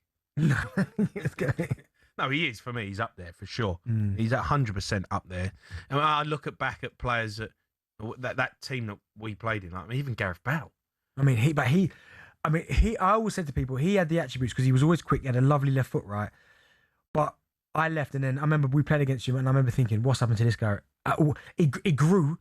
All of a sudden, his legs were like tree trunks. Yeah, he could run faster than anything I've ever seen in my life. Do you know what it was? He done his ankle. I remember he'd done his ankle, and he was out for a while when he was in the gym at Spurs, and he was fit anyway and physically, but he turned into a machine. And then he come back from that injury, and it was just like, oh my God. Yeah. He was an animal. You know what? I remember with Gareth, right? He had that kinesia tape all over his body, didn't he? Yeah, like, I know. Holding him together. Yeah, yeah. He was, what a player. But again, he was a superstar when he left the Premier League, those couple of years at Spurs. But then he became, obviously, when he went to Real Madrid, an icon. That's when he became, Yeah, I'm trying to think of like actual superstars. You made a really good point. I mean, there's been quite a few people here. Mesut Ozil. Was he a superstar? Yeah, I'd probably say so. I mean, again, this is my point. Someone's put George Weah. No, George Weah was a superstar at AC Milan before he got to Chelsea. Yeah. Do you know what I mean? So we didn't buy George Perret's pomp when he just won the Ballon d'Or at AC Milan. Yeah. I'd love to see a superstar come again to the Premier League. I'd love to see Mbappe. That's what I'm saying. Why can't we get Mbappe now? Well, because you can't afford him. Well, Premier League can. It's got more money than anyone. Liverpool last summer spent 200 I million don't. on two players. But he's on 600 grand a week at Real Madrid. I don't think we can actually afford him. No. Do you know there are certain players that only Real Madrid can afford. I mean, someone's put some good points here, right? Di Maria was a good player, very good player, superstar, but one of the best players in the world. There's an argument. When Man United got Falcao, he had the 2 knee operations. He wasn't the Falcao that was at Atletico. No. All right, it's a good chat. You can have your say on that. Still to come, we're discussing Newcastle as well. They lost in pre-season to Everton. Time, though, for no Googling. Oh, good question, this. We want to know, who is the oldest player to score a Premier League hat-trick? The answer to that, so much more, coming up on Drive.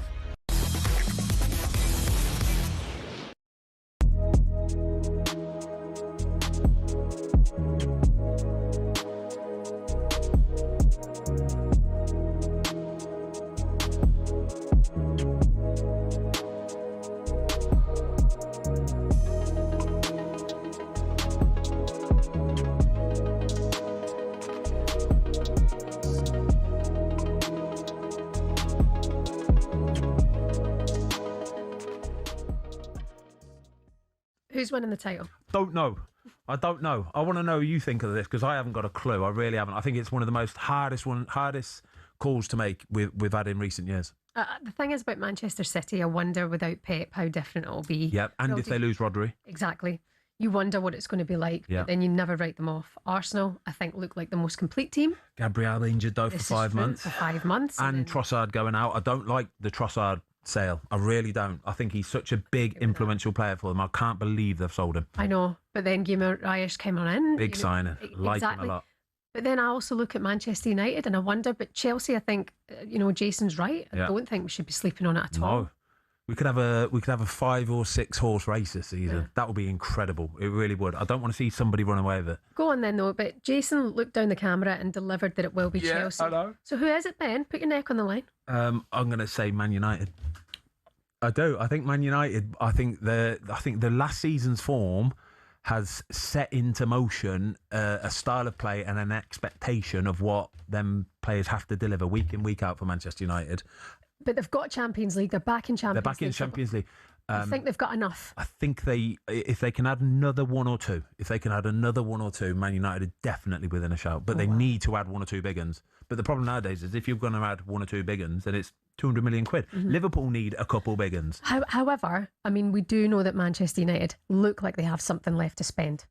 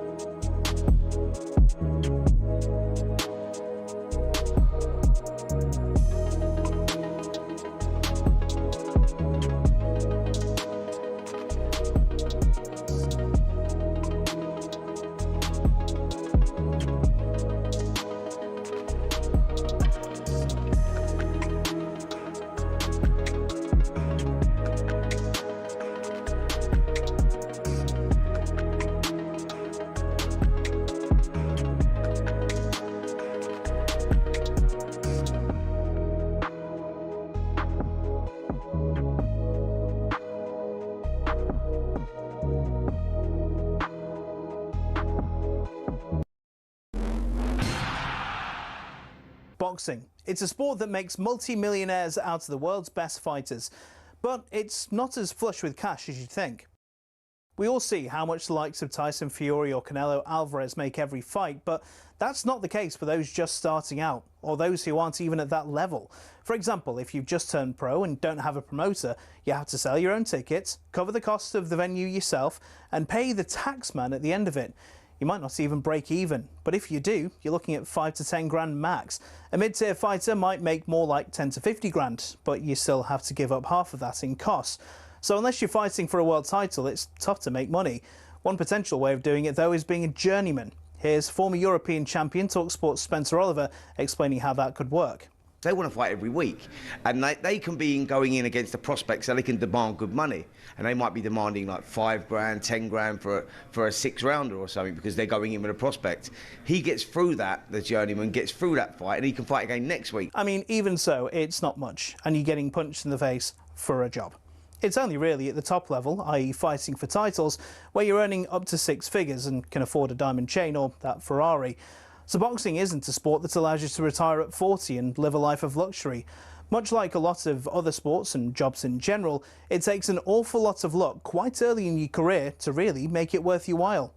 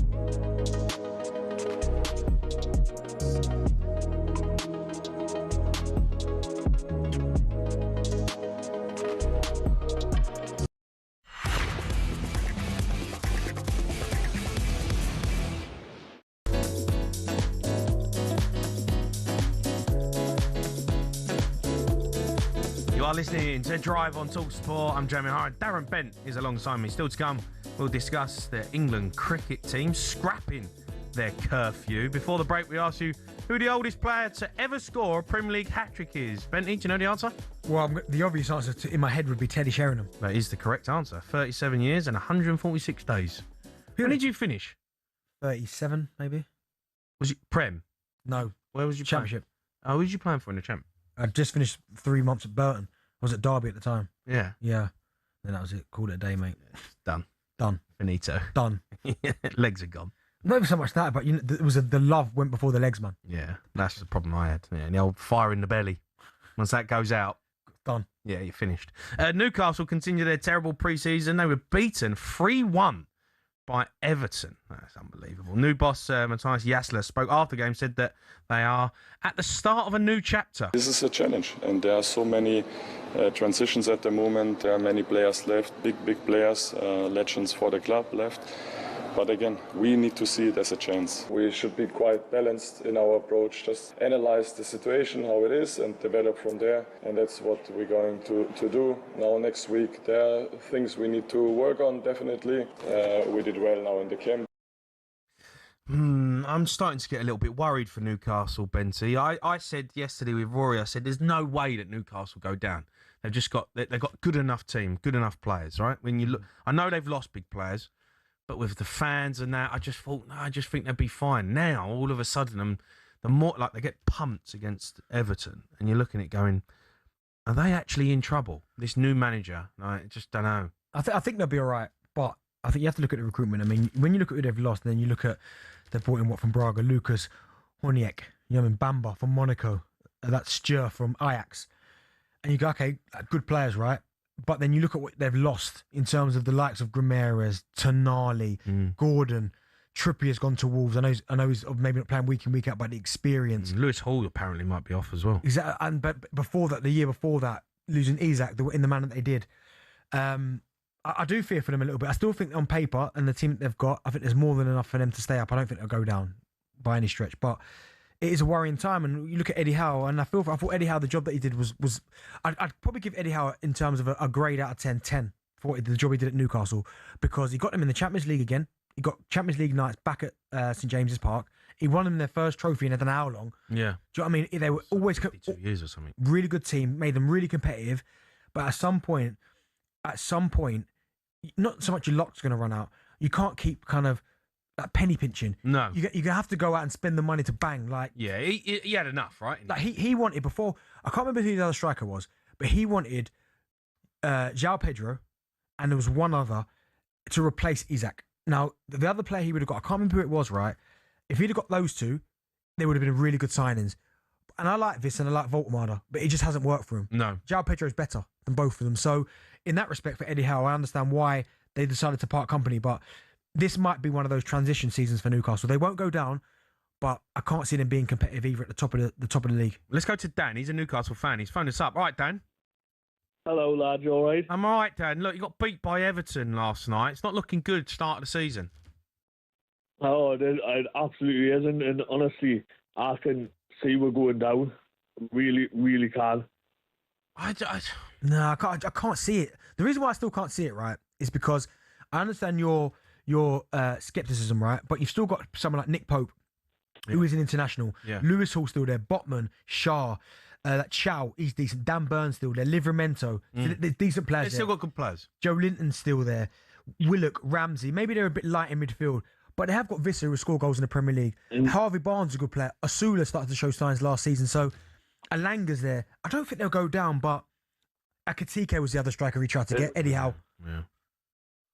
Yeah, and honestly, wasn't Joe Linton meant to be going to Saudi? He wanted out as well. And we probably had the league best midfield in the Premier League last season, and we're still finished.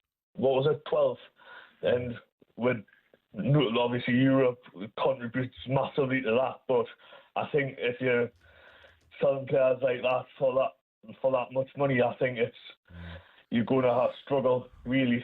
Well, we'll see what happens. We'll see what happens, Dan. I think you'll be all right. I think you'll be fine. But it might be a tough season. It might be a tough start as well. I mean, if Newcastle have got those Ekatike and João Pedro, now you're talking. Okay, but you think about the team that they've got rid of and what they could have had. The midfield three when it was at no one wants to live in Newcastle. Great place to live. You lived up there. I'm telling you now, unbelievable place to live. Now, when I hear people talking, and I get it, if you're coming from a foreign country, London is the capital.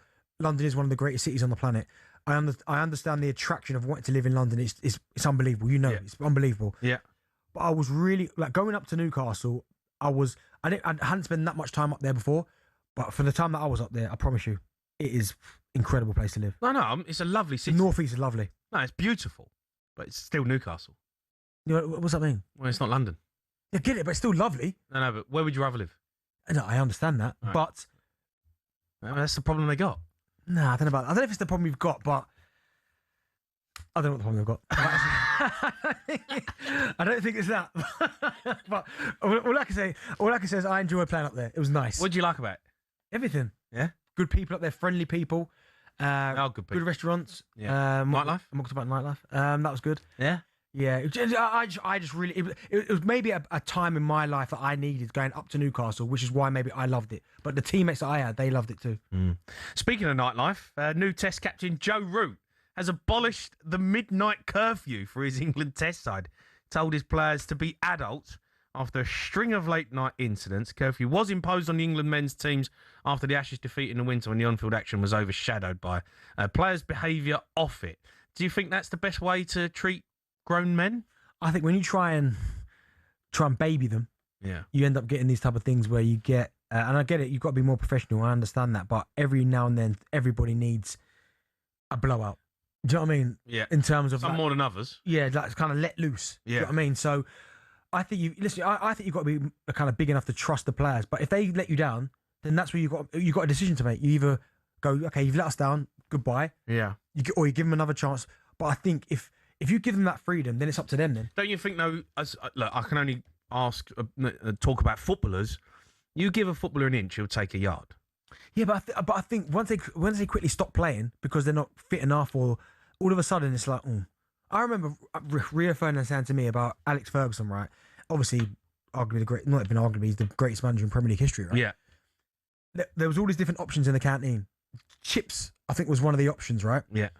Now, Alex Ferguson apparently, according to Rio, said that some players needed that on certain days. But if you're eating chips every single day and you're getting unfit, then that's your problem. You won't play. Simple as that. They're there for when you need it sparingly. Yeah. So I think sometimes you've got to give a little bit of give. I would have been having the old chip. Yeah, see, that's your problem. That. See, that's his problem. Every day in the canteen, mate, little chip So batty. if you want to keep eating the chips, you won't play. So it's up to you as a professional athlete. We had some weird ones though, didn't we? In terms of like, we didn't have a curfew, did we? But when one day Ramos in, he changed it. Yeah, Dramatic. Whole diet, yeah, but again with one day, and again I've not spoken to one day for years, but it was too drastic, too quickly. I liked it. Did you though? I thought it was all right. The old no ketchup, no mayonnaise. Yeah, I don't Come in and said not fit enough. No salt. Nah, see, I need a bit of salt. Ketchup I can do without. I don't really have it. Or mayonnaise is disgusting. But on my plain pasta. No, or a little bit of tomato sauce. That done me a little bit. I need a bit more than that.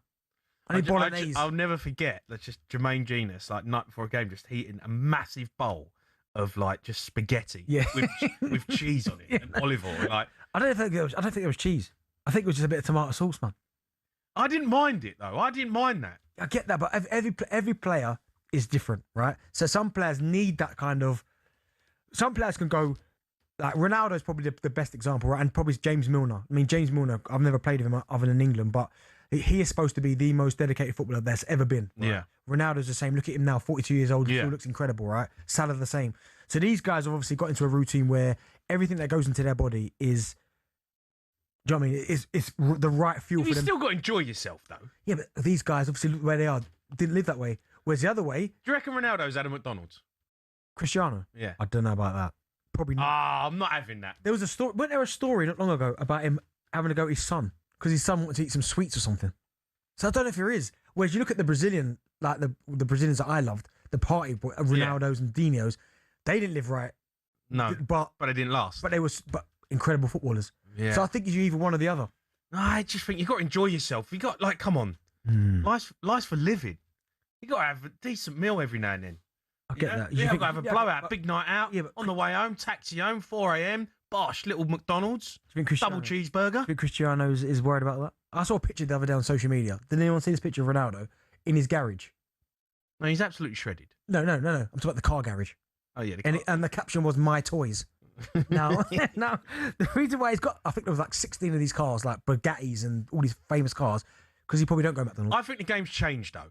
Like if you look at players now, maybe Ronaldo's a big part of that. If you look at the players now, they are all ridiculously fit. Yeah. Like when we played, there was you could not be unfit, but you could get away with a little bit more. A little bit more what? A little bit more. Well, a little, tub. Yeah, a bit tubby. Yeah. You know, like the old calipers. The old fat calipers. You know, remember when the guy come over with one day Ramos? You had the doctor come over, and everyone would be texting the physio saying, "What time's he coming in? What time's he coming in?" I remember some of the not eating for 2 days. I remember some of the players I played with that were lean and shredded. When the calipers came out, they couldn't even get skin, man. Yeah, I know. And then me walking over there, and it's like big old chunk on the side. There you go. I'm pretty sure JJ was one of them as well, where the calipers, you could grab anything. Yeah, it was like 0%. 0.something%. Yeah, it's. I just think the players now, they're so fit, and they got to enjoy themselves. I think you have to. You play so many games now. I think pre-season also is not about getting fit. It used to be you didn't see a ball for 3 weeks. You were just running. I think managers nowadays, with the kind of expectation, the pressure, they haven't got time to waste those 4 weeks of just running. Yeah. It's right. As soon as day one comes, get the ball out, working on tactics, let's go. Yeah. Which is why footballers are coming back so much fitter. Yeah, it's true. All right, you can have your say on that. Give us a call. Weird and wonderful stories. Anything that's stupid that you've had to do at work? I don't know. There's got to be some crazy rules out there somewhere. 03717 22 33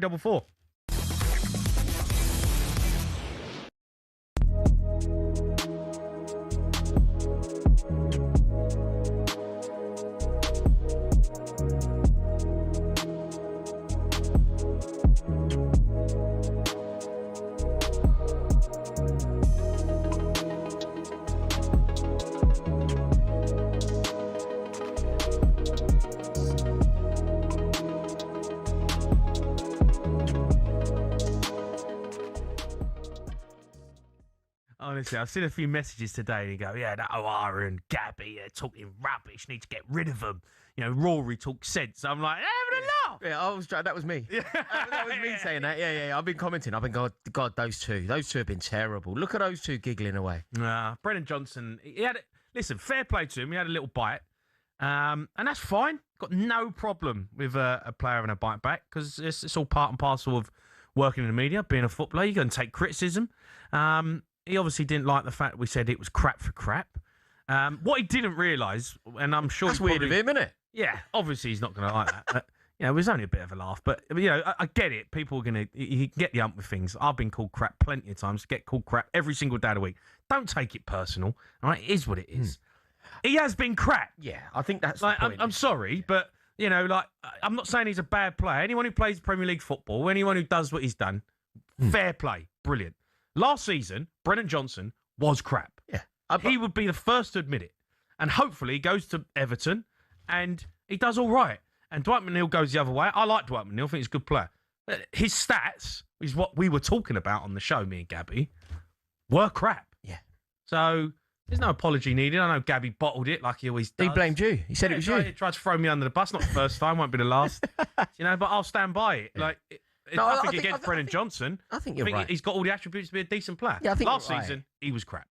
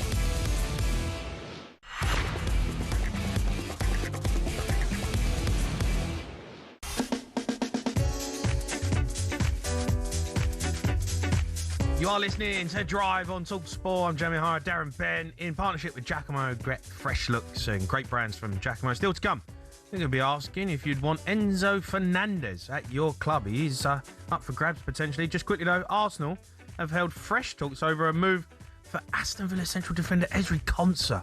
I mean, good signing for you, but devastating for Villa. Yeah, again, I think he is a very, very, very good player. I think he's got better, certainly under Unai Emery as well. Looks composed. I thought he was good for England. I think him and Gahey, for me, were the best two centre-halves. Were best two options for England at centre-half. So if Arsenal can get him as well. But I do wonder, when Saliba does come back, what happens then? I know he can play right back, Konsa, and I know there's enough games. Like, why would he leave Villa to sit on the bench? Well, I'm guessing to go straight into the starting 11. I mean, it's up to him because Saliba's out or he's back. Oh, okay. Yeah, but how long's he out for? I think a little while. I think. Well, I read something this morning that he's on resting duty or something. Yeah, I've had that. I don't know what. You did have a problem with your back, didn't you? Yeah, I've got 2 titanium screws and a rod in my spine, but I was on resting duty for 3 months because I fractured my L4, L5. I don't know what Saliba's injury is, but maybe it's the same. I had a stress fracture. Oh, Benty, it was a nightmare. Yeah, it was a nightmare, mate. Nightmare. Couldn't get out of bed. What was the worst part when you came back? Running. Running. It was like just horrible. Like, I can't run like if I go on a treadmill now, 5 minutes, my back is in bits. I can play paddle. Yeah. So it's like the sharp movements of getting around is fine. But when you've had a back injury, and I don't know what Saliba's is, it'd be interesting actually to find out. stress fracture. John Terry had the same thing as well. He had it, and he was back problems. It takes ages to get over. Ages. I'm saying, so it depends on that. So, but then he might back himself. He might think, right, this is an opportunity to go to one of the biggest clubs. They are currently Premier League champions. He has to go to these situations and back himself to keep Saliba out of the team. Because if Arsenal start the season unbelievable, you ain't keeping Saliba out the team. If you say that, and I would agree with you, but if he goes to Arsenal and him and Gabriel hit it off and they can see 2 goals in the first 10 games and it's Arsenal top of the table playing really well, it takes a brave man, even as good as Saliba is, and Arteta to go, Konza, out you come, Saliba back in. No, I know what you mean, but I just can't see that. Yeah. All right, it's time for this.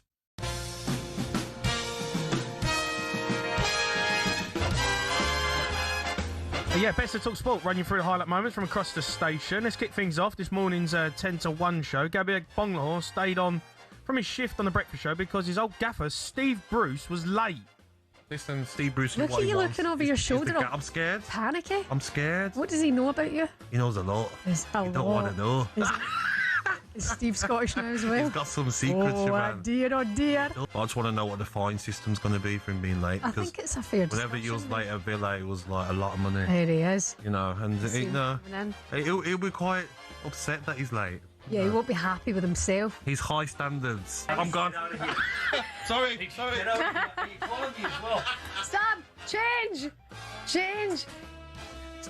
Do you know what's funny, right? And like we're all the same. If one of our old gaffers come in, we melt. Yeah. Do you know what is that? Like we're like you're 42, I'm 40, but if like Harry Redknapp walked in here or something, I go, all right, gaffer. I don't know why you still call him gaffer as well. I think that's a sign of respect, though. No, it's a respect thing, right? I'd still call Harry Redknapp gaffer. Yeah, I'd probably still. Yeah, I'd call George Birdie gaffer. Yeah, of course, 100%. You had Steve Bruce as manager. Yeah, Sunderland. You loved him. Yeah, 25 goals from that season. Did you? Yeah, 25. Yeah, in one season. Mm-hmm. Good going, that Benty. Cheers, mate. You're right, weren't you? You're not bad. You can't be late though. Late is like the worst thing, isn't it? Yeah, it's annoying. It's annoying, but sometimes it can't be helped. Sorry, Cloughie. When I played at Burton with Nigel Clough, right? Yeah. Nigel, Yeah. right? He had this thing, and it was always quite funny. And it's you think about it and you go, well, you're right, but come on, like so. Basically, if you leave on a Saturday or no Friday, yeah, you got a few days off. Say you come back on the Monday, yeah, and you're late Monday morning, yeah. He'd call you and say, oh, "Why are you late?" You'd be like, oh, sorry, Gaffer, there's a bit of traffic. His thing was, well, hold on, Friday night. What time did you leave the training ground Friday night? Oh, I left at about 3 o'clock. So you've had from 3 o'clock Friday till 10 o'clock Monday morning to get here. You're late. Yeah, I agree. You know what I mean? I agree. Leave earlier. Yeah, but you're a bit like, well, come on, it doesn't take me 3 days to get here, but no, but he's right. Yeah, well, he is right. Can't be late. Technically. Can't be late. Sam Vates returns this Friday morning at 10 a.m. He'll have Crookie and Gabby alongside him. Over to last night's sports bar with Jason Cundy and Dean Saunders. Oh, proper show this, by the way. What proper show that? Gaz the Celtic fan called in to explain his bizarre love triangle with their mother and her daughter. Which one are you interested in, Gaz? Are you interested in the daughter or the mum? Both. Oh, guys. I asked for that. No, I'm only joking. I absolutely asked for that, didn't I? Yes, of course you did. So what happened then? What happened? Well, we're still in the pub, Yeah. and then the mum was going off her nut. What? She was like, he's my age. I could be with him. And I'm like, no, you couldn't. Like, I want to be with your daughter. Jeez. Have you got any advice for Gaz? No. I mean, what's happened to the sports bar, mate? I've left for 5 minutes. They got mother and daughter chat. You know, come on, like, give it a rest. What's the best and worst thing about working on the sports bar? Best thing? The best thing? Do you know what? I don't know the best thing. Do you know what I love? Reaction straight after football. Yeah. First ones to go at it. Live football, bang, you're in. Worst? Jason Cundy. He is by far the worst thing. So people who don't know him, what's Cundy really like? He's exactly how he is on radio. He's exactly the same. How he is how he is, and that is genuine. Yeah. I mean, come on, he's great, isn't he? He is top. But he's exactly the same. Yeah. Cundy returns to the sports bar at 10 p.m. tonight, and he'll have Rory Jennings alongside him. It's like Monopoly here, isn't it? No, what's going on? Everyone just swifting shows. Swifting shows? I'm swifting. Is that You're a Swifty? Swifty? No, I'm not. No? No. Oh, come on. I love a bit of Taylor Swift. And listen, I respect the craft but not really my genre. All right, let's finish with some talkSPORT gold. Here's Benty digging out Andy Goldstein's podcast. 21 minutes to go. Have you heard one yet? Hon? Have you heard an episode yet? No. Someone the other day told me that I need to listen to it. It's funny. Yeah, see. Said no one. Next question, please.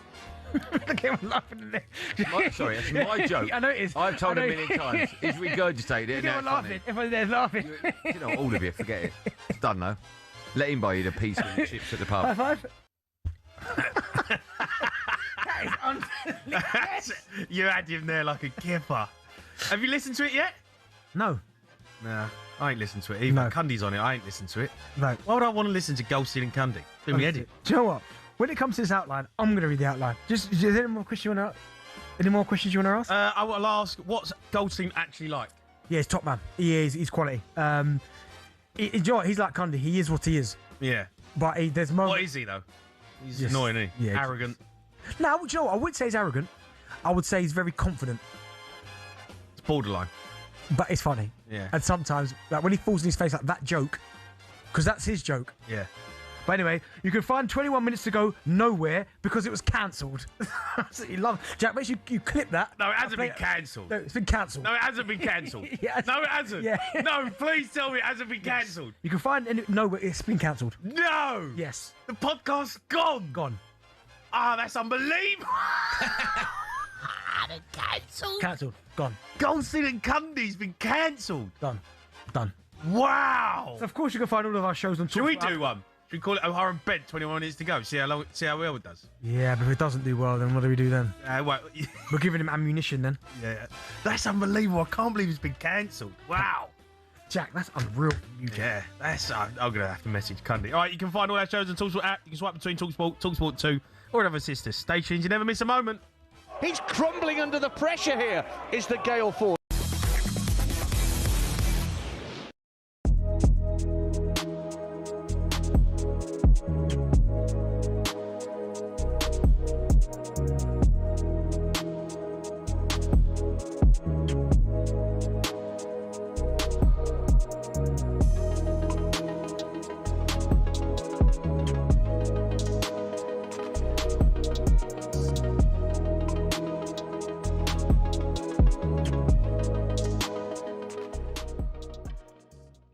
Another one or two players in Man United in with a shout at the title. What do you think, Gabby? No, I think Champions League will take a lot out of that squad of players. I look at right backs, Mazraoui, Dalot, not good enough. Centre backs, they need cover there as well. Shesko, listen, he done okay last season, double figures. He's got to be at it this season. They've got a very good squad of players, Jeff, but if they don't get 2 or 3 top players in certain roles, I don't think they can fight for the title. I think top 4 again and get out the group stage of the Champions League will be a very good season. Yeah, I mean, they've not been too busy in the transfer market, to say the least. They've brought in Yuri Tielemans, they've brought in Andre Santos. Ben Foster thinks one of those is the signing of the summer. I still think Yuri Tielemans is the signing so far. What a better business that is. What a bit of business. Yeah. Honestly, I genuinely still think I'm watching a load of transfers happen, and Tottenham spending a lot of money, and Arsenal just spent a lot of money. I still think Yuri Tielemans is the signing of the summer so far for 30-odd million quid, whatever it was. He is a ready-made, good-to-go starting 11 player, and I think if you can spend £30 million on a ready-to-go starter, it is worth every single penny. Yeah. And I agree with him. I think Yuri Tielemans is going to be one of the signings of the summer. But when I look at that midfield, talent is Tielemans and Bruno, Meno and Andre Santos. That's just too thin on the ground, isn't it? They need more than that. The players get injured as well, and where's their real defensive midfielder? I know Andre Santos has been brought in for that role, but he didn't pull up any trees at Chelsea, did he? Where's their, Villa got Bouba Kamara. You look at Anderson, Gravenberch.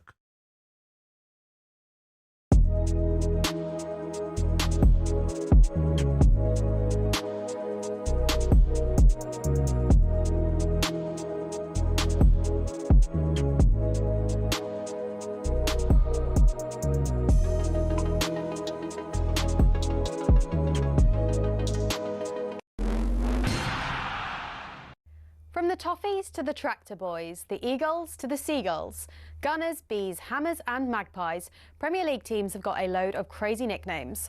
Ever wondered where they came from? Let's start with Everton. They're dubbed the Toffees, but why? Well, because when the club was formed, just down the road there were 2 local toffee shops. Ye Ancient Everton Toffee House and Mother Noblet's Toffee Shop were big fan favourites.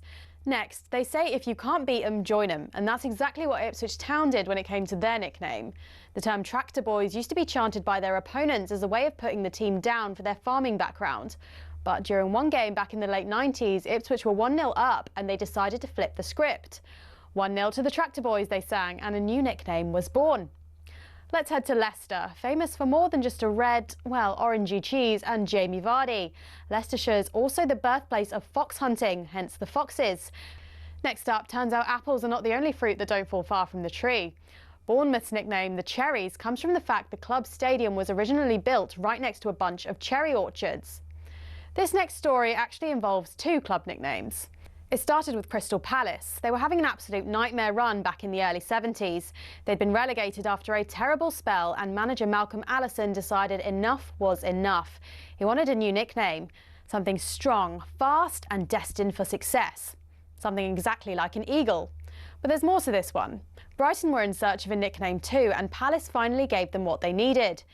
In a heated match between the two back in 1976, Palace fans began chanting, "Eagles, Eagles." And some clever Brighton fans came up with the perfect reply, "Seagulls, Seagulls." Not all club nicknames have a crazy story though. Take the Gunners. That just comes from the fact a group of munitions workers in the Royal Arsenal factory in Woolwich set up the club in 1886. On the flip side, some nicknames seem simple, but there's a bit more to them. Like West Ham. The Hammers is actually nothing to do with the ham part of the name. It comes from the fact the club used to be called Thames Ironworks FC and was made up of workmen and shipbuilders. So next time the away end's chanting their crazy nickname, you'll now know exactly where it came from.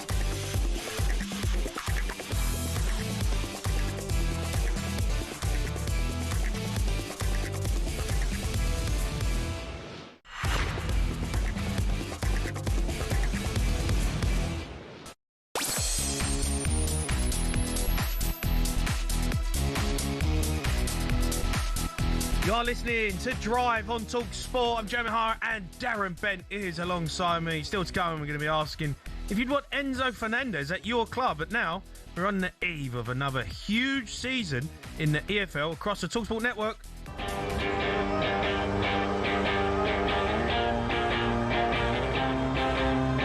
And the talkSPORT network is your home of the EFL throughout the season. Jimenez with a header. Oh, it's brilliant. Powerful header from Raul Jimenez. And he back across goal. It's in. It's in. And Blackburn back-to-back wins. They are back in the Championship. Bolton 4, Stockport 1. Preston North End playing wonderful flowing football. Gotta love the EFL. Just got to. Britain's ball in, right-footed efforts in. What a start. It's Middlesbrough that take the lead. Lincoln get the ball into the box. Oh my goodness me. It's 1-0. Little reverse ball in, fired into the net. Sheffield United are ahead. Looks for Birmingham. Has scored. Kiram Gore. Brilliant goal. Oh, lovely stuff from Watford. Larin shoots, Larin scores, and as quick as a flash, Southampton out of nowhere have got a goal, and the cross deflected goes in to give Burnley the lead. Bowen into the area. Oh, Jared Bowen at his very best. A superb advert for the EFL. Yeah, talkSPORT brings you 6 exclusive games from the EFL this weekend across the network as the season kicks off tomorrow night with Wolves v Blackburn. It's live on talkSPORT. Remember that talkSPORT and talkSPORT 2 are, of course, your home of the EFL throughout the season. I'm actually looking forward to it, Dazza. Championship. It's going to be exciting. Yeah, it is, yeah. I mean, Championship football's incredible. Some big sides down there as well. This season should make it really interesting, fascinating in some respects. When you look at who's down there, you've got the big boys like the West Hams. Well, West Ham have got to walk it, right? Sometimes it doesn't always work that way, does it? Like you'd expect them to, but I mean, you look at some of the teams that are in the champ, right? And some of the ones that have been in the Premier League in recent times. You're talking about the likes of Birmingham. Blackburn wasn't that long ago, and it was a little bit of time ago. You've got Bolton there. Do you know what I mean? Burnley, Cardiff, Charlton, obviously, when I was there. Southampton, Borough. Do you know what I mean? Millwall obviously lost in the playoffs last year. Norwich, there's some big sides down there. So I think this championship season could be Wrexham. That story. Obviously, that had to pump its brakes a little bit last season. They obviously didn't make it, but if West Ham don't come back up though, that's a travesty, right? The players. Well, I always think whatever team gets relegated with the parachute payments you get coming down, if you don't bounce straight back up, and they kept Jared Bowen. I mean, that's the one. Yeah, like there's a cheat code in the Championship. International footballer. That should be the one, but I'm fascinated to see. I'm even fascinated with the Southampton situation. What's going to happen there? I know. Obviously, you know, I mean, old Spygate last year. No, they were good as well. Good team. So, yeah, it's going to be fascinating. But Championship football's always great. Do you think West Ham go up? What if I'm sitting here now without a ball being kicked and I'm betting West Ham, Burnley, probably. Yeah, I think Millwall would have another good. It's just whether with Millwall, the job Alex Neil did last year with a limited budget as well. If you look at their spend compared to others, it's night and day. Yeah, that's the problem. The job that he did was incredible. So if he can work his magic again on this side, I don't think it'll be as easy. Then Millwall again, they'll be competitive again this year. I think Southampton are going to go up. Yeah, I just think they're just going to be like, right, well, that's it. We're going to make it happen. Got to get off to a good start. Have to.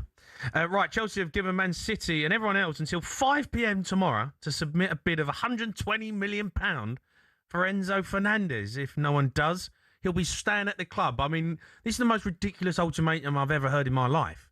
Like, you're not going to... If someone comes in 2 weeks' time and says, we'll take Enzo Fernandez for £120 million, they're not going to say no. No. Right, it's just a stupid statement. Yeah, but I get it. But do you know what? I wasn't really sure about him.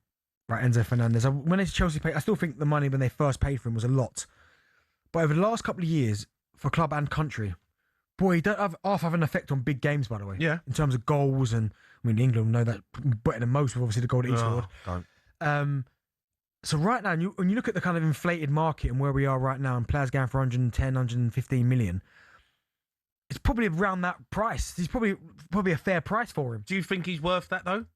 Well, I don't think any player's worth that unless you are like if Rodri was 4 years younger, he's worth it. I mean, he's probably worth it probably a couple of years ago before he had the injury. But Enzo Fernandez is a good player, a really, really good player, and I think for that amount of money, like he doesn't go into anyone's team and make them weaker. He probably makes them stronger. If he went to Man City, is that a Rodri replacement or is it just different? Completely different. Rodri's a holder, although he does get his goals as well. Whereas Enzo Fernandez for me is the 8. Gets up there. He can even play a 10. But I think he's more the 8, box to box, getting on the end of things, getting his goals. Surely Chelsea would want to keep him though, really. Yeah. I know he fell out of the situation, but it looks like Chelsea have done some really good business, changed their model, gone a bit more experience, brought in Alonso, and all of a sudden it looks a little bit more like, okay, this is Chelsea of old almost. Yeah. Surely now Enzo Fernandez, you'd say, well, right, we ain't getting rid of you. You're Stan. We want you here. You do, but I'm always under the illusion as a manager, and I never understand if a player makes it clear he doesn't want to be there, go to the board and say, listen, I can't work with him because he doesn't want to be here. His heart's not going to be fully in it. Get as much money as you can, but don't be stupid. I understand you want 100 and whatever you want for him, and this is the deadline. But if you sell him, even if you want 120 and you sell him for 90, you can reinvest that 90 and get a decent player in. A very, very, very good player for 90 million. So if he doesn't want to be there, and with the signings they've made, by the way, Chelsea, they don't need to be held to ransom at all. They need a midfielder, though. They do, but I mean, who they're signing? So obviously, Jordan Henderson, free agent. I get it; he's not going to play every week, but he's an adequate replacement for. He's not going to let you down, Jordan. No. Do you know what I mean? You Morgan Rogers there, who can play in there, as well. They have made some really good signings. Obviously, Danny Welbeck, striker, Lacroix, the back, Barco from Strasbourg. Obviously, that's under that Blue Co umbrella. So yeah, that's my point though. Don't leave it to the last minute. Well, I think that's why they're saying it's ultimatum. Exactly. Make a bid or don't bother. Yeah, and as long as you make that clear to Enzo Fernandez as well, they've got to this amount of time to bid, or else we're going forward without you. Because Xabi Alonso's got a big job in his hand. Do you think Chelsea can compete this season for Premier League title? 100%. 100%. No Europe. One game a week. Look how beneficial it was to Man United and Michael Carrick. Like, he did a really good job, Michael Carrick, but that one game a week does help you. Title challenge? Yeah, because they're fresh. But listen, some of their... No, but you can be fresh, but you've also got still be decent. Yeah, they'll be decent. Like, a lot of the teams in and around them are going to be playing sometimes 3 times a week. There's going to be periods where you're playing like 3 games in like 7 days. That's a week, innit? Yeah, 7 days a week. Yeah, I've just said that. Yeah, I've just said that. That's how many days are on? Yeah, 7 days. It hasn't changed, Benny. He's been away. But for Chelsea, 1 game a week, fresh. You say 1 game a week, they've still got the FA Cup and the Carabao Cup. If they, Again, as we get to the business end of the season. No, I get it. You're going to get teams, no Europe.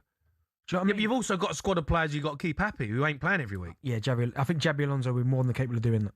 And that's why I think he's got the likes of Welbeck and Henderson in to make sure these kind of situations don't arise. I like Danny Welbeck. He's, Yeah, like Jordan too. Hendo as well. Well, he's gonna be that player who is happy to be involved and be on the bench, but not kick up a fuss if he's not starting. No, but I think he'll play more than you think. Do you think? Yeah, I do, yeah. You think Alonso likes that type of player? Yes. A bit like Xhaka? Yeah, which is why I tried to get Xhaka from Sunderland. Didn't get Xhaka, so you get Henderson. Yeah. It's crazy. He said to me 4 years ago that in 4 years' time, Jordan Henderson was going to be playing for Chelsea. You'd be like, shut up, you idiot. Why? He's 35. Yeah, no, but still looks after himself incredibly well. No, fair play to still him. Still international, still, rocking around the England squad. But it still feels unbelievable. No, it just feels completely different to what Chelsea model's been. And I'm glad, to some degree, that Chelsea have looked at it and kind of seen the faults in the way that they were doing business and thinking, we can't be successful like this. I know there's been a few trophies along the way, the Conference League, which, okay, and the Club World Cup. But if they want to get serious in terms of going back to the Chelsea that I know, which is challenging for Premier League, Champions League, winning Champions Leagues, winning leagues, FA Cup and things like that, then they have to change the model. Yeah, no, it can continue. All right, you can have your say on that. Give us a call, Chelsea fans. Enzo Fernandez, would you have him? Man City, you've taken Tottenham. Would I have? We got Tonali and Fernandez. So no. What, you saying they're better than him? I think Tonali's better than Fernandez. Do you? Do you not agree? No, probably not. I think Enzo's better. Nah, Tonali's top, mate. Honestly, Tonali's you say that all the time. No, you've been saying top all day. I know. Now it's my turn. Tonali's top. We put him in that top bracket of midfield players in the Prem. Oh, of course he is. Okay, He's paying 100 million quid for him. What does that mean? Well, it means he's decent. I see Man United played 90 nearly for Anthony. You telling me he's one of the best wingers in world football, is he? He's not bad, Anthony, you know. What? He's good at Betis. He's all right. Don't mind him. Okay, but is he one of the best in the world? Has they played nearly 90 No, of course not. But Man United can have a stinker, right? Every signing has had a stinker. Tonali, that was a big statement signing for Spurs. 100 mil, big pressure that. I just think you got to forget about it. Everyone's 100 mil now, isn't it? Do you know? True. Yeah. Like, you used to be like 30 mil. You're Bentley getting. I wish I was 30 mil. I want 30 mil. Now it's like 100 mil. You're like, it's not guaranteed. Yeah, true. It's ridiculous. No, I like Tonali. I think he's a good player. Really good. We're going to be dangerous. Give me a prediction right now before ball skip. Where do Spurs finish? 6th. I don't know why. That's weird. I had that in my head. Yeah. See? Think alike, mate. So what, you think your conference, is that Conference League? Europa League. Spurs are back. That'd be Europa. There he is. Yeah, Europa League football, I think that's our aim point. Right. We ain't better than the other 5. Chelsea, Man United, Liverpool, Arsenal, Man City. That's your 5. Oh, so where did Man United finish then? I said that, didn't I? No, I don't think you did. Yeah, I did. I said Chelsea. Yep. Liverpool. Arsenal. City. Chelsea. Where's Man United? Oh, I said Chelsea. Hold on. Yeah, you did. Arsenal. Yes. Man City. Yep. Yeah. Chelsea. Liverpool. And who else was there? Man United. You said Man United. Hold on, you're confusing me. Stop confusing me. 2 Manchester clubs. Chelsea, Arsenal, Liverpool. Yeah, that's what I said. And then, okay. And then Spurs, 6th. Why you throw me off? What's the matter with you? Right, have you saying that? 03 717 2233.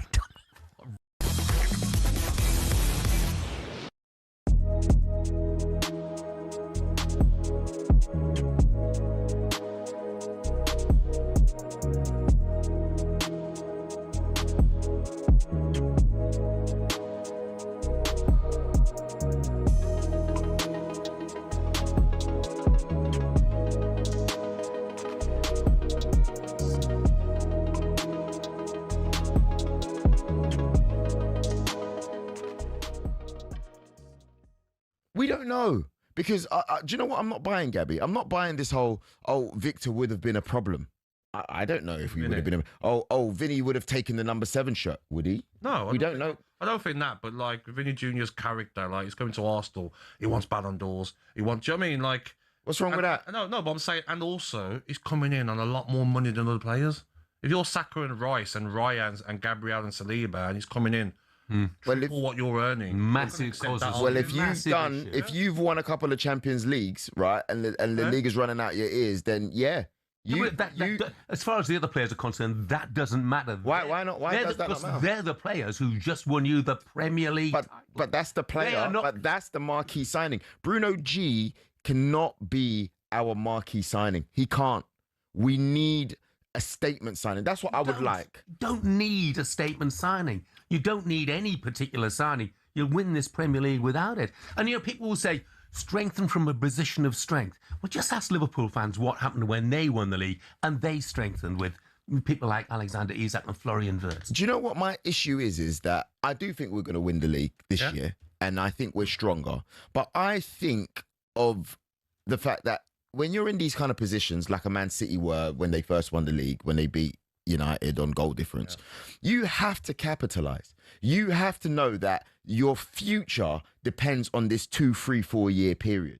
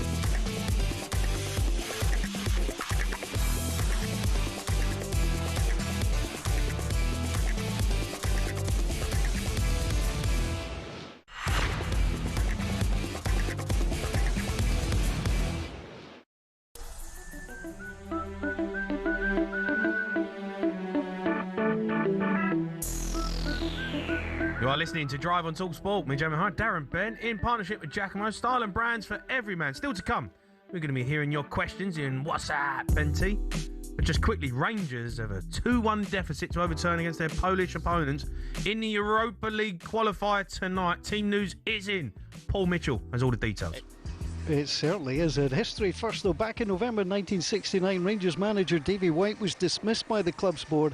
His second came exactly one day after a 3-1 home defeat to the Polish side Gornik, the only time Rangers have lost to Polish side at Ibrox. Now, while defeat tonight is unlikely to cost Darren McInnes job, frankly that would be ridiculous, but the pressure would certainly come on the new Rangers boss, winless in his first 3 games. From the first leg, just 6 of the 11 who started in Poland start again. There's no Yusuf Chermiti, he did his ACL against Hibs at the weekend, and Mo Diamondi has been sold. Rangers also moving to 3 at the back. They'll have Pandur in goal. It'll be Sterling, Fernandes, Makanya, Yokota, Raskin, Neil, Asgard and Gassama, and Shankland and Nadiri are the men up front. For Yagena Belira Stock, they have made just 2 changes from the side that beat Rangers, and importantly for them, Kitchen Schmidt, who really tore Rangers apart at times, does start for them tonight. Big night for Rangers. Win and they go to the next round. Lose, they go down into the Conference League. Almost unthinkable for a club like Rangers. Yeah, thanks, Paul. Big night for Rangers. They got to get themselves in Europe. The minimum requirement is Europa League. Minimum. I think so. But I almost feel like sometimes there's a bit more added pressure because, listen, it's a huge football club, isn't it? Massive. Yeah. If they drop into the Conference League, they have to win it. So the size of that football club, they have to win it.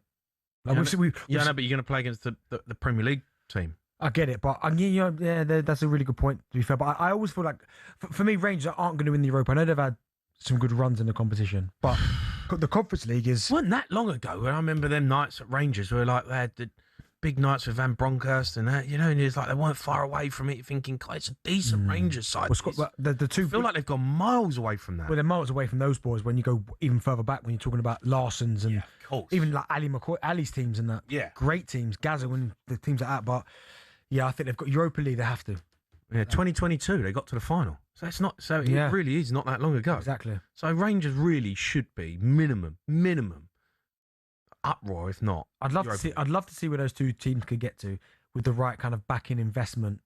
You know the spending power the Premier League has, because they're two giants, aren't they? Yeah. I'd love to see where they could get to. Could they really? Would they get relegated out of the Premier League if they was in the Premier League now? Yeah, now they would. But if you put them in the Prem and gave them the finances that Premier League clubs could, because they'd be able to spend money because they've got a huge fan base all over the world. Right? Yeah, no, I understand what you're saying, but they'd have to earn it. So where would you put them in at? Champ? League One? What about League Two? No, I wouldn't put them in League Two because they're better than that. But you got maybe the Championship. I'd say, but you'd have. I don't know how they'd figure that out. That's a hard league to get out of. The Champ. Yeah, well, it's Celtic and Rangers. Get out of it. You want to be in the Prem, yeah, and you want to have that opportunity. You can't just put them in the Prem. Do you know what? From a league standpoint, I know you take the two Scottish teams, those two teams out of Scottish football, then it's ruins. It's right. I wouldn't mind a year watching them in the FA Cup though. Celtic and Rangers, just to see. Yeah, but the problem is you're not going to get the real potential of what Celtic and Rangers could be. Well, you could do potentially, because they need 2 or 3 seasons of Premier League football to become a giant, which they are. No, but I'd want to see them in the FA Cup now. To level. They get knocked out by Wrexham.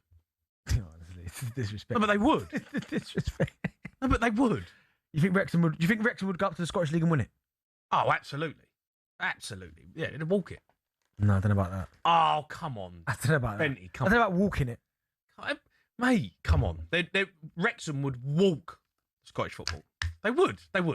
No, I don't. I'm not, and that's not a disrespect. They just would because the money's not there. No, you're right. It's a massive disrespect. No, the money's not there for them to be able to. But Celtic and Rangers, if you gave them time, 4 or 5 seasons of playing in the English league, they'd become a giant. Yeah, I don't know if Wrexham would win the league. It's a big shout that Wrexham would win the league. No, you should walk the league. They would walk. I think they'd walk the league. They would, 100%. Okay. Don't you think they would? Nope. No. Really? No. I think they would. I really do. Anyway, we've got. Why have I done this? I just keep throwing them out there, everyone, and just keep. Yeah. Jack, you clipped that already, yeah? Love that. Don't put that out, boys. I don't need that. I don't need this in my life. All right. I've had Brennan Johnson. I don't need Celtic and Rangers coming after me. The pool players as well. Don't forget that. Pool players and darts players. There you go. Let's go to. Is it Idri? He's a Chelsea fan. Yeah, hello boys. Great show as always. Hello mate, how are you? Yeah, all good mate, all good. I must say, it's quite enjoying you two doing a show together. Not quite as good as Jay and Condi, but You know what, though, mate? Viewing figures are going through the roof right now. I can see it up there on the old broadcast. So Goldstein just got to be careful.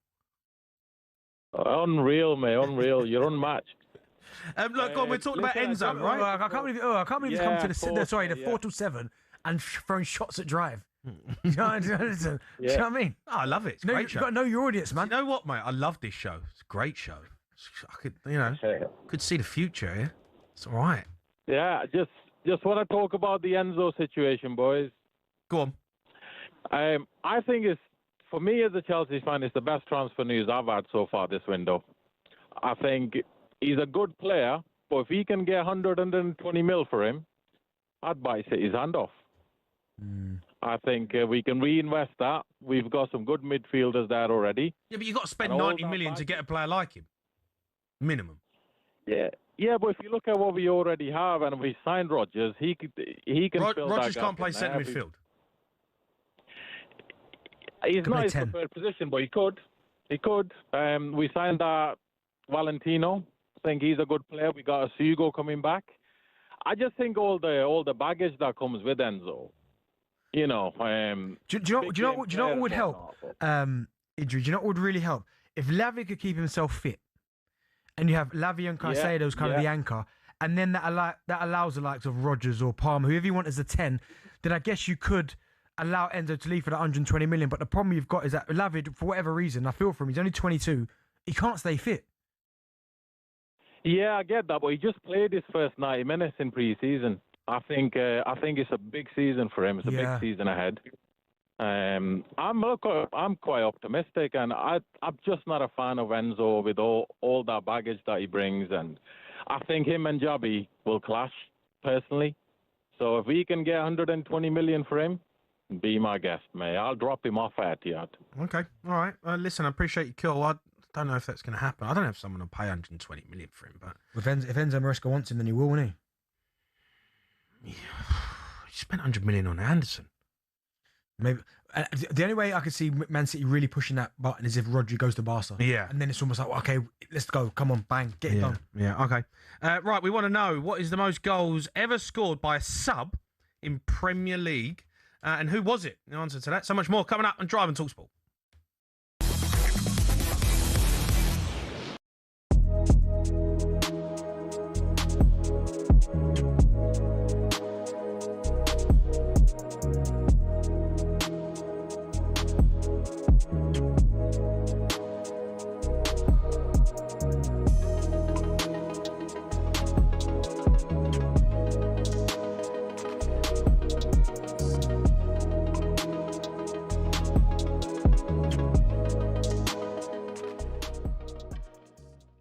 The way he was bullying Pacho, he was terrorising that defence. Did he miss chances? Yes, he did.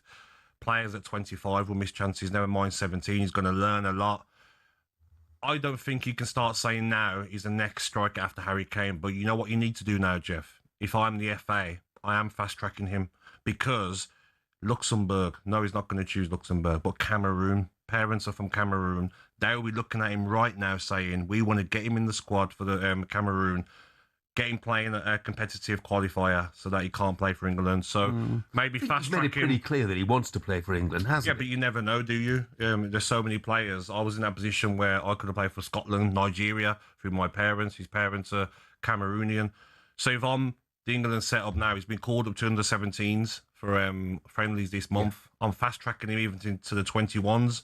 Not straight away now, Jeff, but let's see how he does over the next 2 or 3 months. It won't surprise me if he gets fast-tracked to the 21s. And Thomas Tuchel, the FA, are looking at it and saying, okay, do we get him into the squad? Do we get him a cap in a qualifier, a Nations League game, so that he has to play for England? Because after Harry Kane, how many strikers do we look at and say, whoa, he's the next Harry Kane? I agree. They shouldn't put pressure on him now that he's going to be our next striker after Harry Kane. But that performance last night, even though it's only 60, 70 minutes, he was fantastic. And maybe if he continues and the manager gives him game time this season, we could be looking in 2 years' time, Jeff, at the Euros and saying he's on that plane and he's the cover for Harry Kane. Yeah.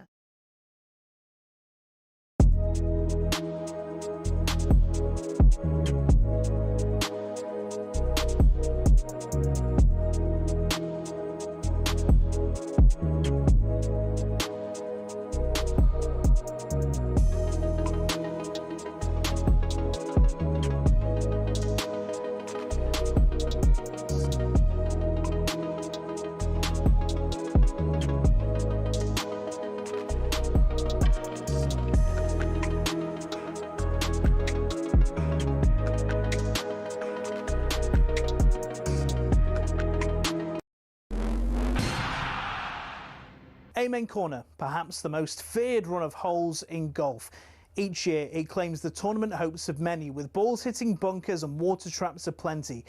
But why is it so fearsome, and where did it get its name?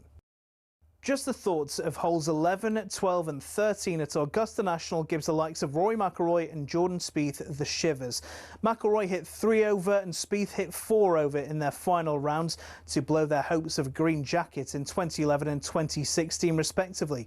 But did you know Amen Corner's name is inspired by a jazz song from 1933? American sports writer Herbert Warren Wint, on the left here, wrote about it in 1958, referencing the song shouted in that Amen Corner when describing the run. Hole 11 is a par 4 over 520 yards with a green guarded by a pond and bunkers to the front edge. 12, perhaps golf's most famous hole, is a par 3 over just 155 yards.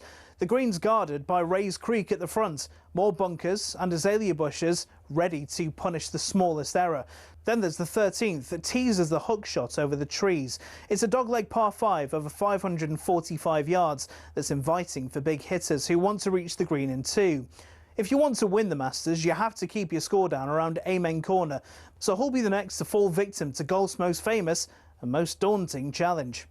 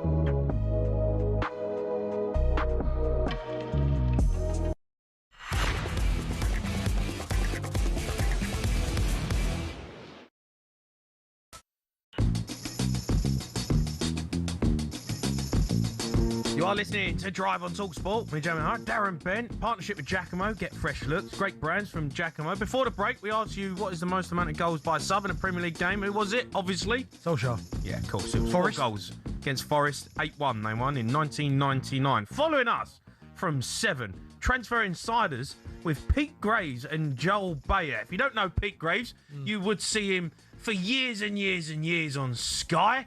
And he finally turned up at talkSPORT. He joins us now, right, Pete? Great to see you, mate. How are you? Yeah, good, Benty. All right. I was working with you literally a few days ago. You said to me, I'm doing my first show on talkSPORT. I said, here we go. I followed you here, mate. Yeah, I know, finally. It was yesterday. Finally he's in. You stopped crying about Newcastle? Not really, no, mate. It's what I do most days now and nights. Basically 24 hours a day. Yeah. Crying. You and Harmy now can just cry into We just ring each other and cry.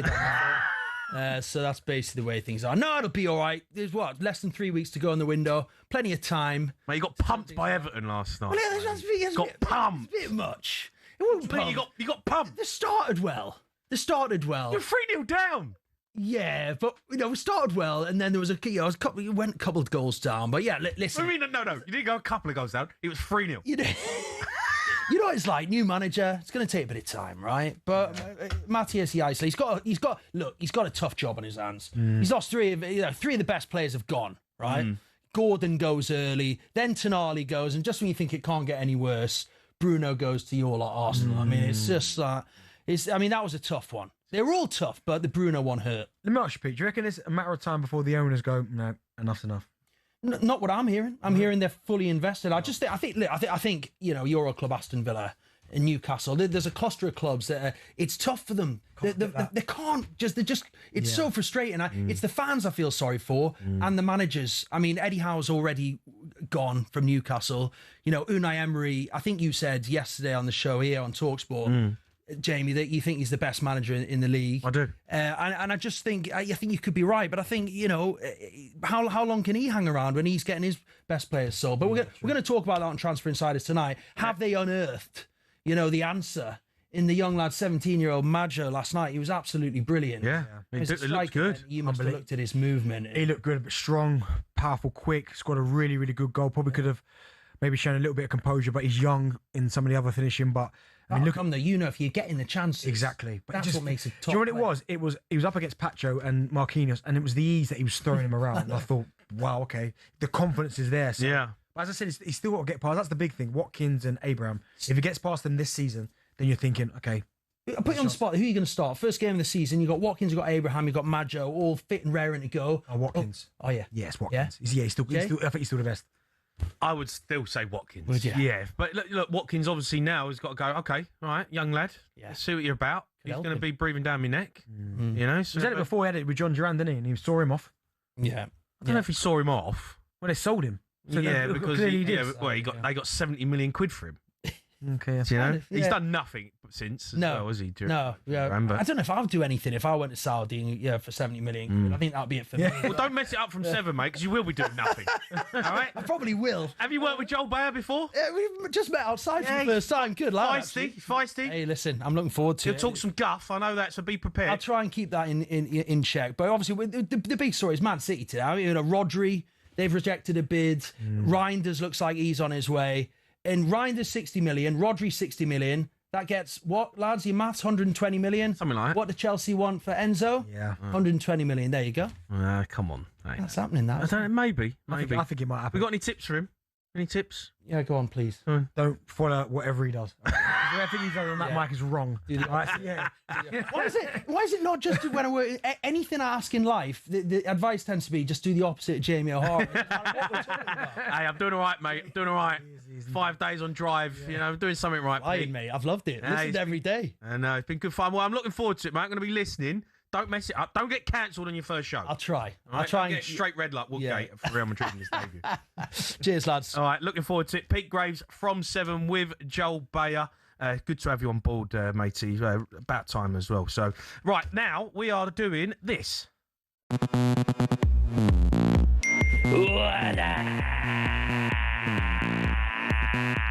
Benty. Whoa! What's up, Benty? Hello. Yeah, this is What's That, Benty, where we give you the floor to ask former Burton Albion loanee, that's Liberty, Darren Bent. I've heard that. Anything your heart desires. All show, we've been waiting for your WhatsApp voice notes. Let's start with this one. What's up, Benty? I'm not doing it too much. Question: there was a show with Jamie and Gabby, in which Gabby Ogbonlahor rated Aston Villa to be more of a bigger club than Spurs. So my question is, mate, who do you think is the bigger club, Spurs or Aston Villa? Do you know, it's such this? I think these two teams are probably the closest in terms because like, Villa fans obviously have won something quite recently. Spurs have won something quite recently, right? Mm-hmm. But then you think the last couple of seasons Villa have had better kind of league finishes, but then not that long ago Villa were in the Championship. Spurs haven't been in the Championship for I don't think a long time. So then you go to okay, big trophies, and it comes down to the Champions League, doesn't it? And Villa have won one. Yeah. It's a tough question to answer because Aston Villa are a giant. But they're both huge clubs, huge. But you can't get away from the fact that Tottenham are a massive football. Yeah. But historically, obviously, Villa are huge. They're massive. But I'd probably give Villa the edge just. Would you? Yeah, I think the Champions League sways it. Yeah, but okay, but you can't always just go off history, right? I get it, and history. No, that's a big part of what makes a football club, right? Yeah, I know, but if you've got to look at the last 20 years in the Premier League, Tottenham are been there. Yeah. the big six. They are part of it. Yeah. Right? We're always there. We're always in Europe. All right, last 2 seasons have been poor, but we won the Europa League. Yeah. Finished 17th. We had Champions League football. Like, this is the first season we've not had European football, right? Yeah. You know, and I think out of 26 seasons or something, Spurs have been in Europe, like 19, 20 of them. They're a massive football club, and you have to look at the recent history of what Spurs do. Aston Villa can't go out and spend 240 million. Yeah, because they're restricted. Okay, but they've got the money to do it. Okay. They've got the finances to do it. Okay, but they can't. Why? Because commercially they're not big enough. Spurs are. Got to write down a bit of paper over there, have you? Well, it's just a fact. That's just a fact. Yeah, okay, potentially. Yeah, You know? maybe, yeah, okay. But I understand why you're saying Tottenham. Let's hear another one. Villa. What's that? Betsy, who would you rather play for in your pub? Celtic or Rangers? Oh, legit, and again, no disrespect to Rangers, but our Celtic. And the reason why is because I loved Henrik Larsson. Yeah. Like, I thought he was... I like the dreadlock Henrik Larsson. Yeah. That one. Yeah, for me, I really liked both of the teams back then, both really competitive, but I really liked Henrik Larsson at Celtic. Although I had a little period where I quite liked Marco Negri for, like, I think it was like half a season, where he was smashing goals in. But yeah, I'd go Celtic probably. You ever had the opportunity to go up there? No, I didn't, to be fair. No. Never came Surprising. up. Yeah, it's surprising, but no, I would have liked to have a little stint up there. I know how great he is up there. Defoe told me how great he was when he was at Rangers. So, but just growing up, I was Celtic. Yeah, I used to love that team back when I remember it from then. Was it McNamara? Left-footed, remember him? Yeah, that's a good. I mean, Pedro Mendes as well. Do you remember? He was at Rangers. Stilian Petrov. Yeah, Was Celtic. Yeah, they're great. They had some good players up there. Di Canio was at Celtic, wasn't he? Di Canio. Yeah. Paolo, yeah. Colton Cole played for them, bud. Yeah, yeah. He told me that. I was like, what? Yeah. Right, let's listen to another one. What's up, Benty? Hello. Who would you have as head of FIFA instead of that horrible man, Infantino? Who would you have as president, Benty? Oh my goodness, what question that is? It's a tough question. Oh, Pep. There you go, he's out of work, isn't he? Give me Pep. That ain't a bad shout. Yeah, I mean, I've plucked that out of thin air. Yeah, you have. Yeah, just give me Pep. I'd go with the PSG owner. Yeah, okay. What's his name? I don't know. Thanks for that information. That information is unbelievable, that. Yeah. Who? The PSG owner. What is his name? Khalifi. Is it Khalifi? Something like it. You know, the rich billionaire. Yeah. I'd have him. Yeah. Because he knows his stuff. Yeah, he runs that football club really well. I even like the Man City owners. Yeah. Do it in the right way. Yeah. All right, let's hear another one. What's up, Benty? Yeah, it's Des here. Yeah, I just want to know who's your top 5 players who never won but should have won the Ballon d'Or? Oh, that's a good question. One, Thierry Henry. When Nedved won it, how I have no idea. Good player, Nedved, mate. Weren't Thierry Henry though? Nedved. No, Thierry Henry won. Yeah. Lewandowski when they robbed him. I think they won the Champions League, and then they decided not to just give that award out. Was it COVID year? Yeah, Lewandowski. Yeah, I remember that. Iniesta. He should have nicked one from somewhere, shouldn't he? I knew he had Messi and Ronaldo, but he should have nicked one from somewhere. Yeah, the problem was he was playing in the team with Messi. Well, Neymar, same problem. Because he had a couple of years where he was incredible. I got Pirlo. I love Pirlo. Nothing. Never won one. Used to call me the Putney Pirlo. No, they did not. They did. No, they didn't. I was called the Putney Pirlo. That's why do you think everyone there's laughing, Jim? Why are you all laughing? Why do you think they're all It's laughing? a fact. Ask any Fulham fan. O'Hara, what was his nickname at Fulham? I'm going to go Harry Durham. He's a Fulham fan. Putney Pirlo. It was a thing. Yeah. Putney Pirlo, they called me. I'm telling you. Pirlo was, Yeah, so he's another one on this list as well. So, I could have gone Robin. I could have gone Ribery, but he's my 5. Okay, all right. One more? Got time? Benty. Hey, Benty, how you doing? It's Peter here from Orange County, sunny California. Listen, what's the most ridiculous thing you've ever heard a manager or a trainer say to you, either in the changing room or at halftime? Cheers, mate. Keep up the good work. Mananga has scored that. Wife. Yeah, do you know what? Is that Harry? My wife could have scored that. Yeah, that ridiculous comment. It's a great statement. Great. It's a great statement. You get me back for the penalty shout. Yeah, it's top draw, mate. He's right. It was 100%. Yeah, I should have scored. You should have scored. Yeah. Like, you can't miss from there, Benny. You can. No, you There's can't. been worse than that. If I show you in the break, other misses, you go, oh, ain't that bad. I want to see that. I want to remind myself of that clip. Because it was a stinker, wasn't it? Yeah. And make sure you get the commentary of that pen in the final that we lost to United, yeah? Get that, Jack, yeah? Make sure you get that, yeah? Remember, Jamie O'Hara's boyhood club that he supports, penalty shootout. Well, my wife could have seen that. Sandra. Sandra. I love Harry. Right, Billy's going to come in. We've got a quiz coming up. Jamie O'Hara. Saved by Buster.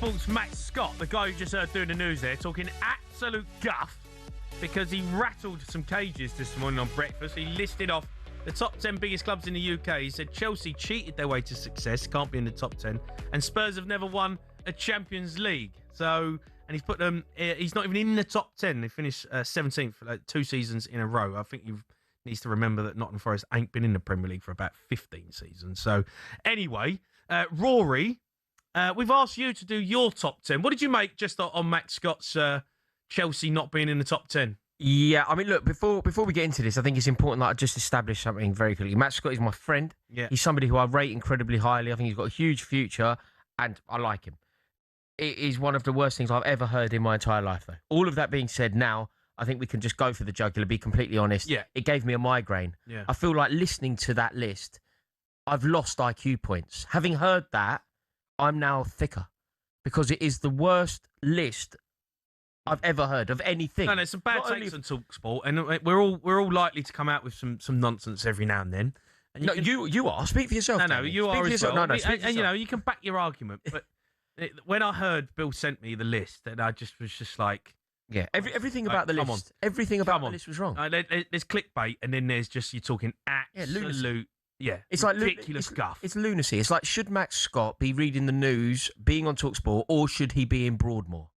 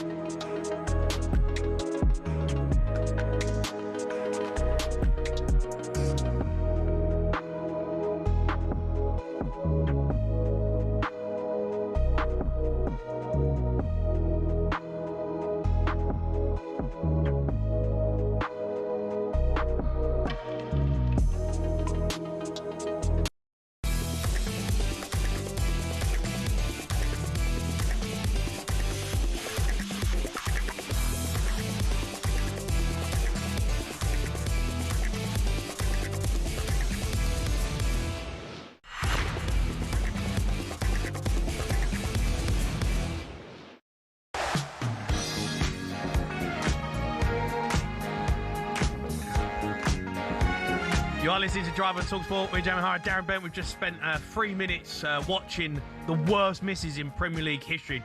Bentley's is by far the worst. It's the worst I've seen. It's a shocker. It's an absolute. Harry Redknapp was 100% right. Be honest now. No, 100%. Be honest now. No, it's 100% right. Terrible miss. Can't believe he missed, honestly. A dog could have scored that. Remember, you can get your calls into Jason Cunningham, Rory Jennings on the Sports Bar from 10. But just quickly, though, Atletico Madrid have agreed a £34 million fee to sign Christian Romero from Tottenham. Done deal. 34 mil. I'm a bit upset about the fee because I think he's worth more than 34 million. I just guess like European clubs just don't have the money to give, you know, like we do over here. If it was Man United that wanted him, you'd probably get 60, 70 million for him. Yeah. But because he's going abroad, it makes it just lessens the fee. But it's time for him to move on. It's simple as that. Agreed. Now it's time for this.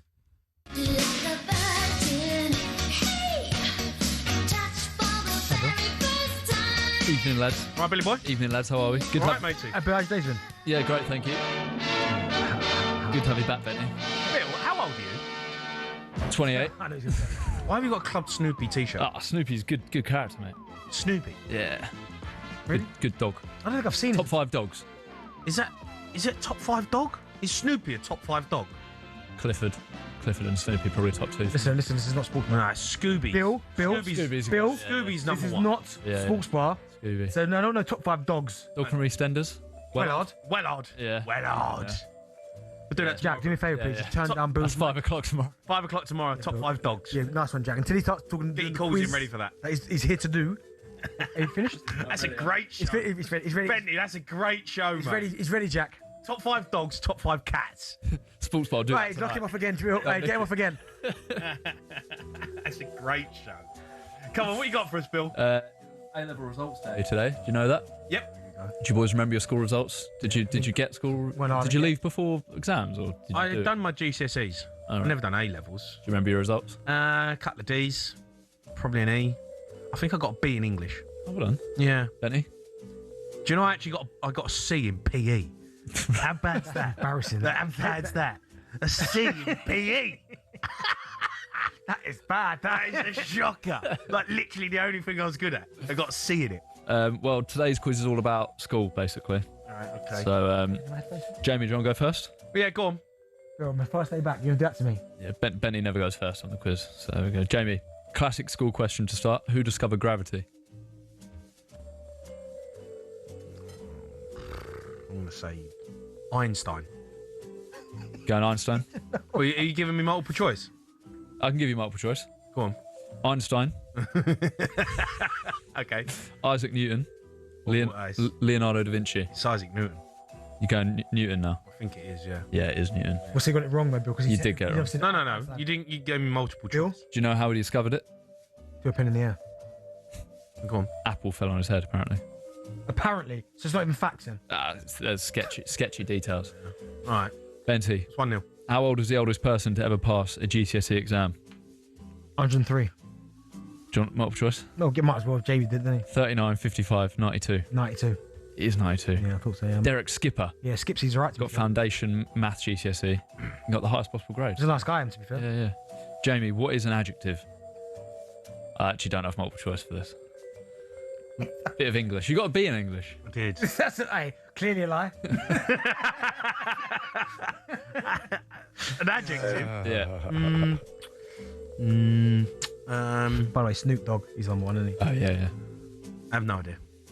Passing. Yeah. Benny? Nah, do you know what? Because it's Jay's. Let Jay. Yeah. You don't need the points. Yeah, It's a word that describes something. So big or Physical. fat. Tall. Yeah. All right, Bentley. Brains over here, mastermind. I've seen your mastermind, yeah? Benny, in a survey of school kids, what was voted the worst school subject? Do you know what? I didn't mind it, but RE must be in there. Must be in there. You going RE? What, yeah.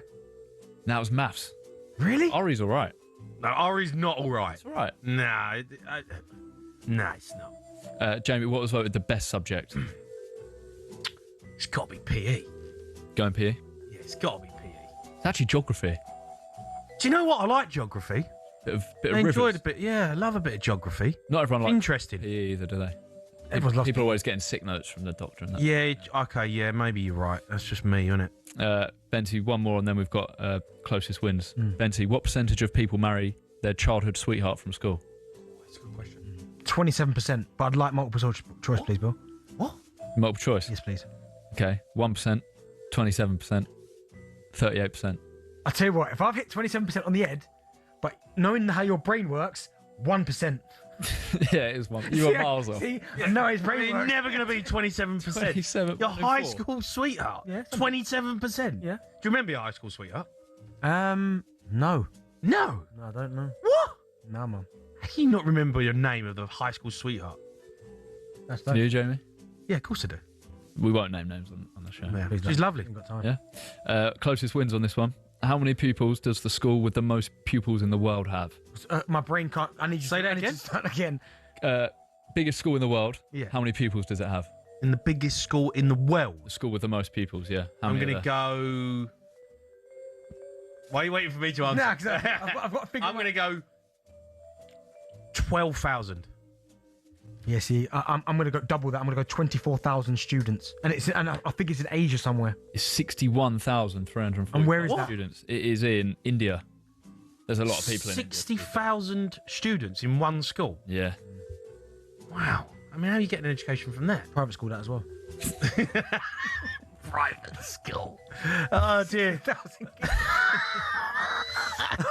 Oh, dear. You've been listening to Drive on talkSPORT. Me, Joe Mahar, and Darren Bent. We're back tomorrow, Benty. You happy with that? I'm very happy with that. Good. Right. Build up to the return of EFL and Sunday's Community Shield. Don't go anywhere, though, because up next, Pete Graves. It's his debut with Joel Bayer and Transfer Insiders. Love really hurts for you, and it's breaking my heart, but what can I do, baby? Benty, how old is the oldest person who ever passed the GCSE exam? 103.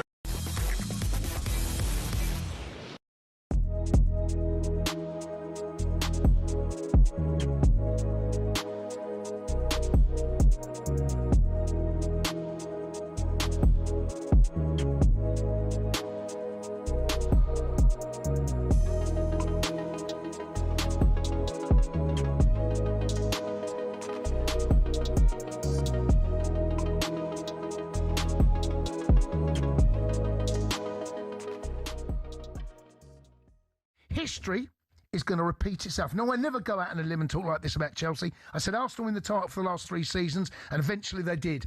I'm going Chelsea. You Gooners, you should be fearful of Chelsea. This is it, you see. He's been down the Wimpole clinic, and all of a sudden... What has he been eating in the Maldives? That's what I want to know. I don't think it's that. Now, Don't get me wrong. What has he been smoking? Do you know what it is? He's talking absolute guff. It's everything, no, Jay. It's everything combined. Everything about him I hate already. This is... His hair, his tan... His hair. Yeah, no, the nonsense he's coming out with early doors. Like, he's been back for one show, and he's come back and said, Chelsea are going to win the title. Yeah, people go away. Right, I think people, as soon as you put a bit of hair back on someone